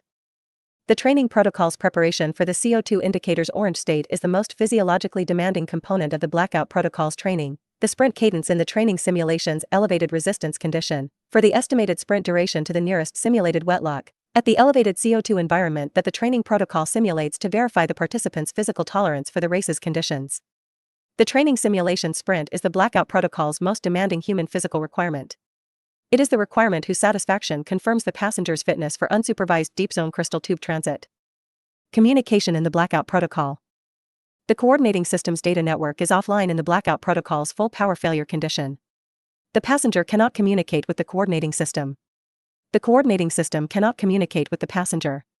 The maintenance crew that the blackout protocol's onset should trigger cannot communicate with the coordinating system to receive dispatch instructions because the coordinating system's communication infrastructure is offline. The blackout protocol's communication is acoustic, the low-frequency acoustic signals that propagate through the cenote's water column and the crystal tube's structural material regardless of the electrical infrastructure status. The passenger in the pod in the blackout protocol's condition can communicate with any other person in the passage network through the crystal tube's structural vibration, physically tapping on the pod's hull with the specific coded pattern that the blackout protocol's training protocol teaches. The SOS pattern in the Cenote Communication Standards coding scheme produces acoustic signals that propagate through the water column and the crystal tube's structural material to anyone in the passage network with an acoustic propagation range. The acoustic signal's propagation range in the freshwater zone's crystal tube network is the passage geometry's acoustic waveguide effect. The crystal tube's circular cross-section and the passage's limestone walls together create an acoustic waveguide that propagates the tap signal's low-frequency content with lower attenuation than free field propagation in open water would produce. The SOS signal's first arrival at the nearest maintenance crew's position is their blackout protocol response trigger, the signal that initiates the maintenance crew's emergency response protocol, which includes the navigation to the signal's origin through the acoustic propagation's direction and the physical connection through the guide rail's physical teeth to reach the distressed pod's position. The maintenance crew's emergency response in the blackout protocol's full power failure condition is itself a blackout protocol operation. The maintenance sub's electromagnetic propulsion is offline, requiring the mechanical drive's engagement with the guide rail's physical teeth, and the coordinating system's navigation data is offline, requiring the strontium illuminate marker's navigation reference. The maintenance crew arrives at the distressed pod's position by the same navigation and propulsion systems the passenger is using: passive, power-independent, physics-based. The connection between the maintenance crew sub and the distressed pod is the mechanical tether, a physical connection that the maintenance sub carries as a standard blackout protocol equipment item, deployed from the maintenance sub to the distressed pod's tether connection point and used to transfer the distressed pod from its current position to the nearest wetlock by the maintenance sub's mechanical drive's propulsion against both pods' combined rolling resistance and the passages. Hydraulic drag. The combined rolling resistance of two pods against the guide rail's physical surface, propelled by the maintenance crew's pedaling supplemented by the distressed pod's passengers pedaling if the passenger's physical condition allows, advances the coupled pods toward the wetlock at a reduced speed relative to the single pod's blackout protocol advance speed. The reduced speed increases the time to the nearest wetlock, but the mechanical tether connection also allows the maintenance crew's soda lime canister's remaining capacity to supplement the distressed pod's canister, extending the combined CO2 management capacity proportionally to the remaining capacity in both canisters. The combined resource pool is the mechanical tether's most critical benefit. The distressed pod whose canister is approaching orange indicator status is now connected to the maintenance sub's canister, whose capacity may be substantially higher than the distressed pod's if the maintenance crew's blackout protocol response was rapid. The combined capacity's time to exhaustion at the combined two-person elevated metabolic rate is the relevant constraint. The combined time to exhaustion is the blackout protocol's survival horizon. The combined advance speed is the wetlock approach rate. The race's outcome is determined by which is shorter, the combined time to exhaustion or the combined advance time. The mechanical tether and the combined resource pool are the blackout protocol's most explicitly social provisions. The survival outcome in the blackout protocol's most resource-stressed scenarios depends on the maintenance crew's rapid response and the physical connection that combines the distressed and rescue pod's resources. The individual blackout protocol's passive systems, the strontium illuminate markers, the soda lime canister, the Avalo system, the flywheel mechanical drive, sustain the individual passenger through the standard blackout protocol's duration. The social blackout protocol's mechanical tether and resource sharing sustain the individual passenger through the extended duration that the maintenance crew's assistance provides. The scaphander in the blackout protocol. The scaphander participant in the open freshwater zone during a full power failure is in a different blackout protocol condition than the pod's passenger, outside the crystal tube network's atmospheric enclosure, inside the cenote's water column, with the Alone Visor's emergency AR overlay providing the strontium illuminate marker's position reference and the rebreather's remaining capacity as the survival horizon. The scaphander's blackout protocol is simpler in one respect and more complex in another. Simpler because the scaphander participant is already in a self-contained atmospheric system, the closed-circuit rebreather, that is not dependent on the crystal tube network's atmospheric management infrastructure. The rebreather's power failure effect is the loss of the display monitoring's electronic functions, the remaining canister capacity indicator, the oxygen partial pressure display, the dive depth display. The mechanical functions, the breathing gas flow, the CO2 scrubbing chemistry, the pressure regulation, are passive and continue without electrical power. More complex because the scaphander participant in the open water column has three-dimensional freedom of movement that the pod's guide rail constrains. The participant can move in any direction, which means the navigation requirement is more demanding than the guide rail's two-direction constraint. The strontium illuminate markers that the Alone Visor's passive optical sensor detects are the guide rail's markers, at the crystal tube network's guide rail position in the passage below the participant's current depth. The participant must descend to the guide rail's depth to use the markers as a navigation reference, then navigate along the guide rail's marker sequence toward the nearest crystal tube section with a wetlock. The descent to the guide rail's depth in the blackout protocol's absolute darkness requires the Avalo system's manual buoyancy trim. The participant reduces the bladder's compressed gas volume, reducing buoyancy below the participant's current positive buoyancy state, and descends through the dark water column toward the guide rail. The descent is not directed, the participant descends vertically until the passive optical sensor detects the strontium illuminate markers below. The descent in absolute darkness with no visible reference other than the marker's eventual detection requires the trained participant's behavioral composure. The darkness is not evidence that the descent is proceeding incorrectly. The marker's detection is the evidence that the descent has reached the guide rail's depth. The participants who have completed the blackout protocol scaphander training are the participants who have descended to the guide rail's depth in a simulated blackout protocol condition and detected the marker's passive optical sensor reading in the training environment's controlled absolute darkness. The trained response is established before the actual blackout protocol's occurrence. Descend to guide rail depth, detect the markers, navigate along the markers toward the nearest wetlock, dock through the wetlock standard procedure at the external hatch, complete the pressure equalization, and enter the crystal tube's atmospheric interior. The docking procedure at the wetlock in the blackout protocol's condition is the scavenger participant's most demanding operation. The wetlock's docking port's lone conical reception disk is a specific geometric target in the absolute darkness, detectable by the scavenger's passive optical sensor through the strontium illuminate marker's identification of the wetlock's position in the guide rail's marker sequence. The wetlock position's marker pattern is differentiated from the standard 100-meter marker pattern by a specific spacing deviation that the training protocol teaches participants to recognize. The wetlock's docking port is also the emergency optical identification feature. The wetlock's external conical surface carries a higher density of strontium illuminate coating than the guide rail markers provide, producing a localized higher intensity phosphorescent glow that the dark adapted visual system can resolve at the approach distance the docking protocol requires. The glow is the wetlock's blackout protocol beacon, the passive, power-independent position indicator that the approaching scavenger participant can use to identify the wetlock's exact geometric position for the nose cone alignment sequence. The nose cone alignment sequence, the seal inflation, the water evacuation, and the pressure equalization are all mechanical procedures that the blackout protocol's power failure does not disable. The wetlock's docking sequence is designed to complete through passive mechanical and chemical systems that do not require electrical power. The seal inflation uses the dock's atmospheric pressure, which the isolated compartment maintains through its own resource inventory. The water evacuation uses the vacuum pump's stored vacuum reservoir, not the electrical pump's active generation. The pressure equalization is passive diffusion through the equalization valve's mechanical opening. The scavenger participant who has navigated from the open water column to the wetlock in absolute darkness has completed the blackout protocol's most demanding individual survival sequence. The sequence's completion delivers the participant to the crystal tube network's atmospheric interior, the compartment whose resource inventory provides the self-sufficiency period that the Terraform operator's breach event assessment and repair protocol is designed to complete within. What the blackout protocol produces. The blackout protocol's 5 passive systems, the strontium illuminate navigation markers, the soda-lime CO2 scrubbing canisters, the Avalo system's manual buoyancy trim, the flywheel's mechanical drive coupling, and the supercapacitor magnetic braking's independent power supply, are the blackout protocol's specific design provisions.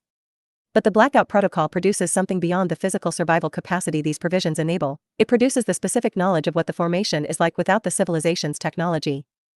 The passenger who has navigated the blackout protocol's conditions, who has pedaled through absolute darkness by the green marker's guidance, who has managed the CO2 indicator's color through the sprint cadence's physiological demand, who has arrived at the wetlock's phosphorescent beacon and completed the docking sequence through passive mechanical procedures, has experienced the cenote as it was before the light relay's illumination and the electromagnetic propulsion and the coordinating systems navigation. Not as an accident to be recovered from. As a reality to be navigated. The formation is what the blackout protocol reveals, the geological structure that the guide rail traverses, expressed in the strontium illuminate marker spacing, the absolute darkness that 66 million years of geological isolation produced, the water column's hydraulic resistance that the flywheel's mechanical drive pushes against, the CO2 chemistry that the passenger's metabolism is doing and that the soda lime is absorbing. All of this is the formation, present in the blackout protocol's operating conditions without the technology that normally mediates the passenger's experience of it. The blackout protocol is the formation without the mediation. The safe navigation through the blackout protocol is the proof that the civilization has built its survival capacity into the formation's conditions rather than into the technology that the formation could eliminate. A civilization whose survival depends on its technology is a civilization that the formation can eliminate. A civilization whose survival provisions are the formation's own physics. The strontium illuminates phosphorescence from the guide rail that the formation's geology required, the soda lime's chemistry that the passenger's metabolism drives, the Avalo system's compressed gas that the formation's hydrostatic pressure makes effective, the flywheel's kinetic energy that the formation's guide rail is the medium for, is a civilization that the formation cannot eliminate, because the survival provisions are the formation's own physical reality organized by the civilization's design. The blackout protocol is the test of whether the civilization has built its safety provisions from the formation's physics or from the technology the formation could remove. Pipe dream passes the test. The markers glow. The canister absorbs. The flywheel drives. The scavenger descends to the guide rail. The wetlock's beacon identifies. The passenger arrives. The formation is still there. The civilization is still inside it. The restoration protocol. The blackout protocol's operating phase ends when the power supply is restored, when the streaming potential harvests direct generation, supplemented by the backup power systems that the formation events cause analysis determines can be safely restored, returns electrical power to the crystal tube network's infrastructure. The restoration is not automatic. The full power failures cause must be assessed before the electrical systems are restored, because the cause may be the formation event that the safety architecture's failure response has managed and whose resolution the Terraform operator's post-event assessment authorizes, or it may be the ongoing geological condition that the electrical system's restoration would expose to the formation event's active hazard. The restoration sequence is initiated by the Terraform operator's concurrent authorization. The assessment confirms that the formation event's primary hazard has been managed, that the collar failure's affected section is isolated, that the gate seal is maintaining the atmospheric isolation, and that the electrical system's restoration will not expose any uninvolved section to the hazard that the isolation is managing. The restoration authorization releases the coordinating system's emergency management layer to restore power to the unaffected sections of the Crystal Tube network, beginning with the section that contains the maintenance sub and the distressed pods in blackout protocol condition, and to restore the atmospheric management systems, the light relay, and the transit management system in the sequence the restoration protocol specifies. The restoration is not a single event restoration of the full network simultaneously. The sequence restores power section by section, confirming the safety status at each restored section before proceeding to the next, rather than restoring the full network simultaneously and discovering that a restored section's safety status is compromised after the restoration. The sequence's conservatism is the restoration protocol's most important property. The restoration that discovers a compromised section's safety status after restoration is the restoration that has introduced the additional risk of operating equipment in the compromised section's proximity. The restoration confirmation at each section before proceeding is the REDIWA framework safety governance requirement for power restoration. The Terraform operator's concurrent authorization at each section's restoration confirms the section's safety status from the post-event biological and structural assessment before the electrical systems that could interact with the section's hazard are restored. The confirmation gates the restoration. The restoration gates the return to normal operation. The normal operations return is the blackout protocol's resolution. The passengers who navigated the blackout protocol emerge from the Wetlock's atmospheric interior into the restored Crystal Tube network's illuminated passages. The light relay's photosynthetically active output has returned. The coordinating system's navigation display shows the network's current configuration. The atmospheric management system's fans have restored circulation. The passage outside the hull is lit. The absolute darkness is the cenote's geological memory. The restored illumination is the civilization's presence in it. The passage between the two is the blackout protocol. The civilization navigated it. Part 7 Synthesis. The 5 chapters of Part VII's safety architecture are the civilization's honest accounting of what it has acknowledged about the formation it inhabits and what it has built in response to that acknowledgement. Chapter 1 acknowledged that the formation produces geological events. It built the breakaway architecture that manages the kinetic energy those events produce. Chapter 2 acknowledged that geological events produce breaches. It built the automatic bulkheads that seal those breaches without the sensor latency that the breach's development timeline precludes. Chapter 3 acknowledged that breaches can cascade. It built the compartmentalized city whose spatial organization contains the cascade within zones whose self-sufficiency periods the population management can sustain. Chapter 4 acknowledged that managed failures are the safety system's success. It built the living through failure culture that learns from managed failures and improves the management quality across the design life. Chapter 5 acknowledged that the power that manages the formation could be eliminated by the formation. It built the blackout protocol from the formation's own physics, passive provisions that the formation cannot eliminate because they are not the civilization's technology but the formation's physical reality organized for survival. 5 acknowledgements. 5 responses. 1 integrated safety architecture built on the premise that the formation is right, the formation will produce what it produces, and the civilization's safety depends on being correctly built for the formation rather than correctly positioned to prevent what the formation does. The formation is the cenote. The cenote is 66 million years old. The safety architecture is the civilization's response to 66 million years of geological production. The civilization is inside it. The safety architecture makes the inside safe. That is the safety architecture's entire purpose and its complete achievement. Cross-references, Part 2, CH4, The Crystal Tube Standard, Part 3, CH1, Rivers Beneath the Jungle, Part 6, CH1, Pedal Submarines, Part 6, CH2, Scaffolders for Everyone, Part 7, CH1, Breakaway Architecture, Part 7, CH2, Automatic Bulkheads, Part 7, CH3, Compartmentalized Cities, Part 7, CH4, Living Through Failure. For Blackout Protocol Passenger Training Simulation Protocol and Physical Fitness Confirmation Requirements, see Appendix H, Governance Operations Manual.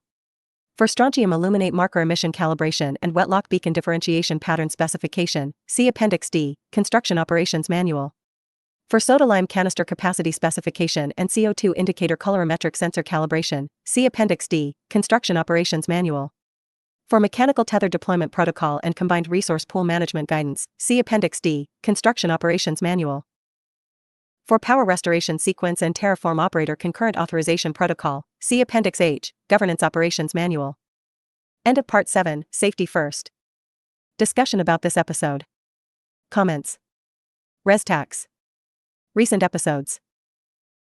Sueño de Tuberia Part 3. 15 hours ago MXTM aka Pirate 1 or VJ Tsunami X. Pipe Dream Part 6. July 12 MXTM aka Pirate 1 or VJ Tsunami X. Pipe Dream Part 5. July 12 MXTM aka Pirate 1 or VJ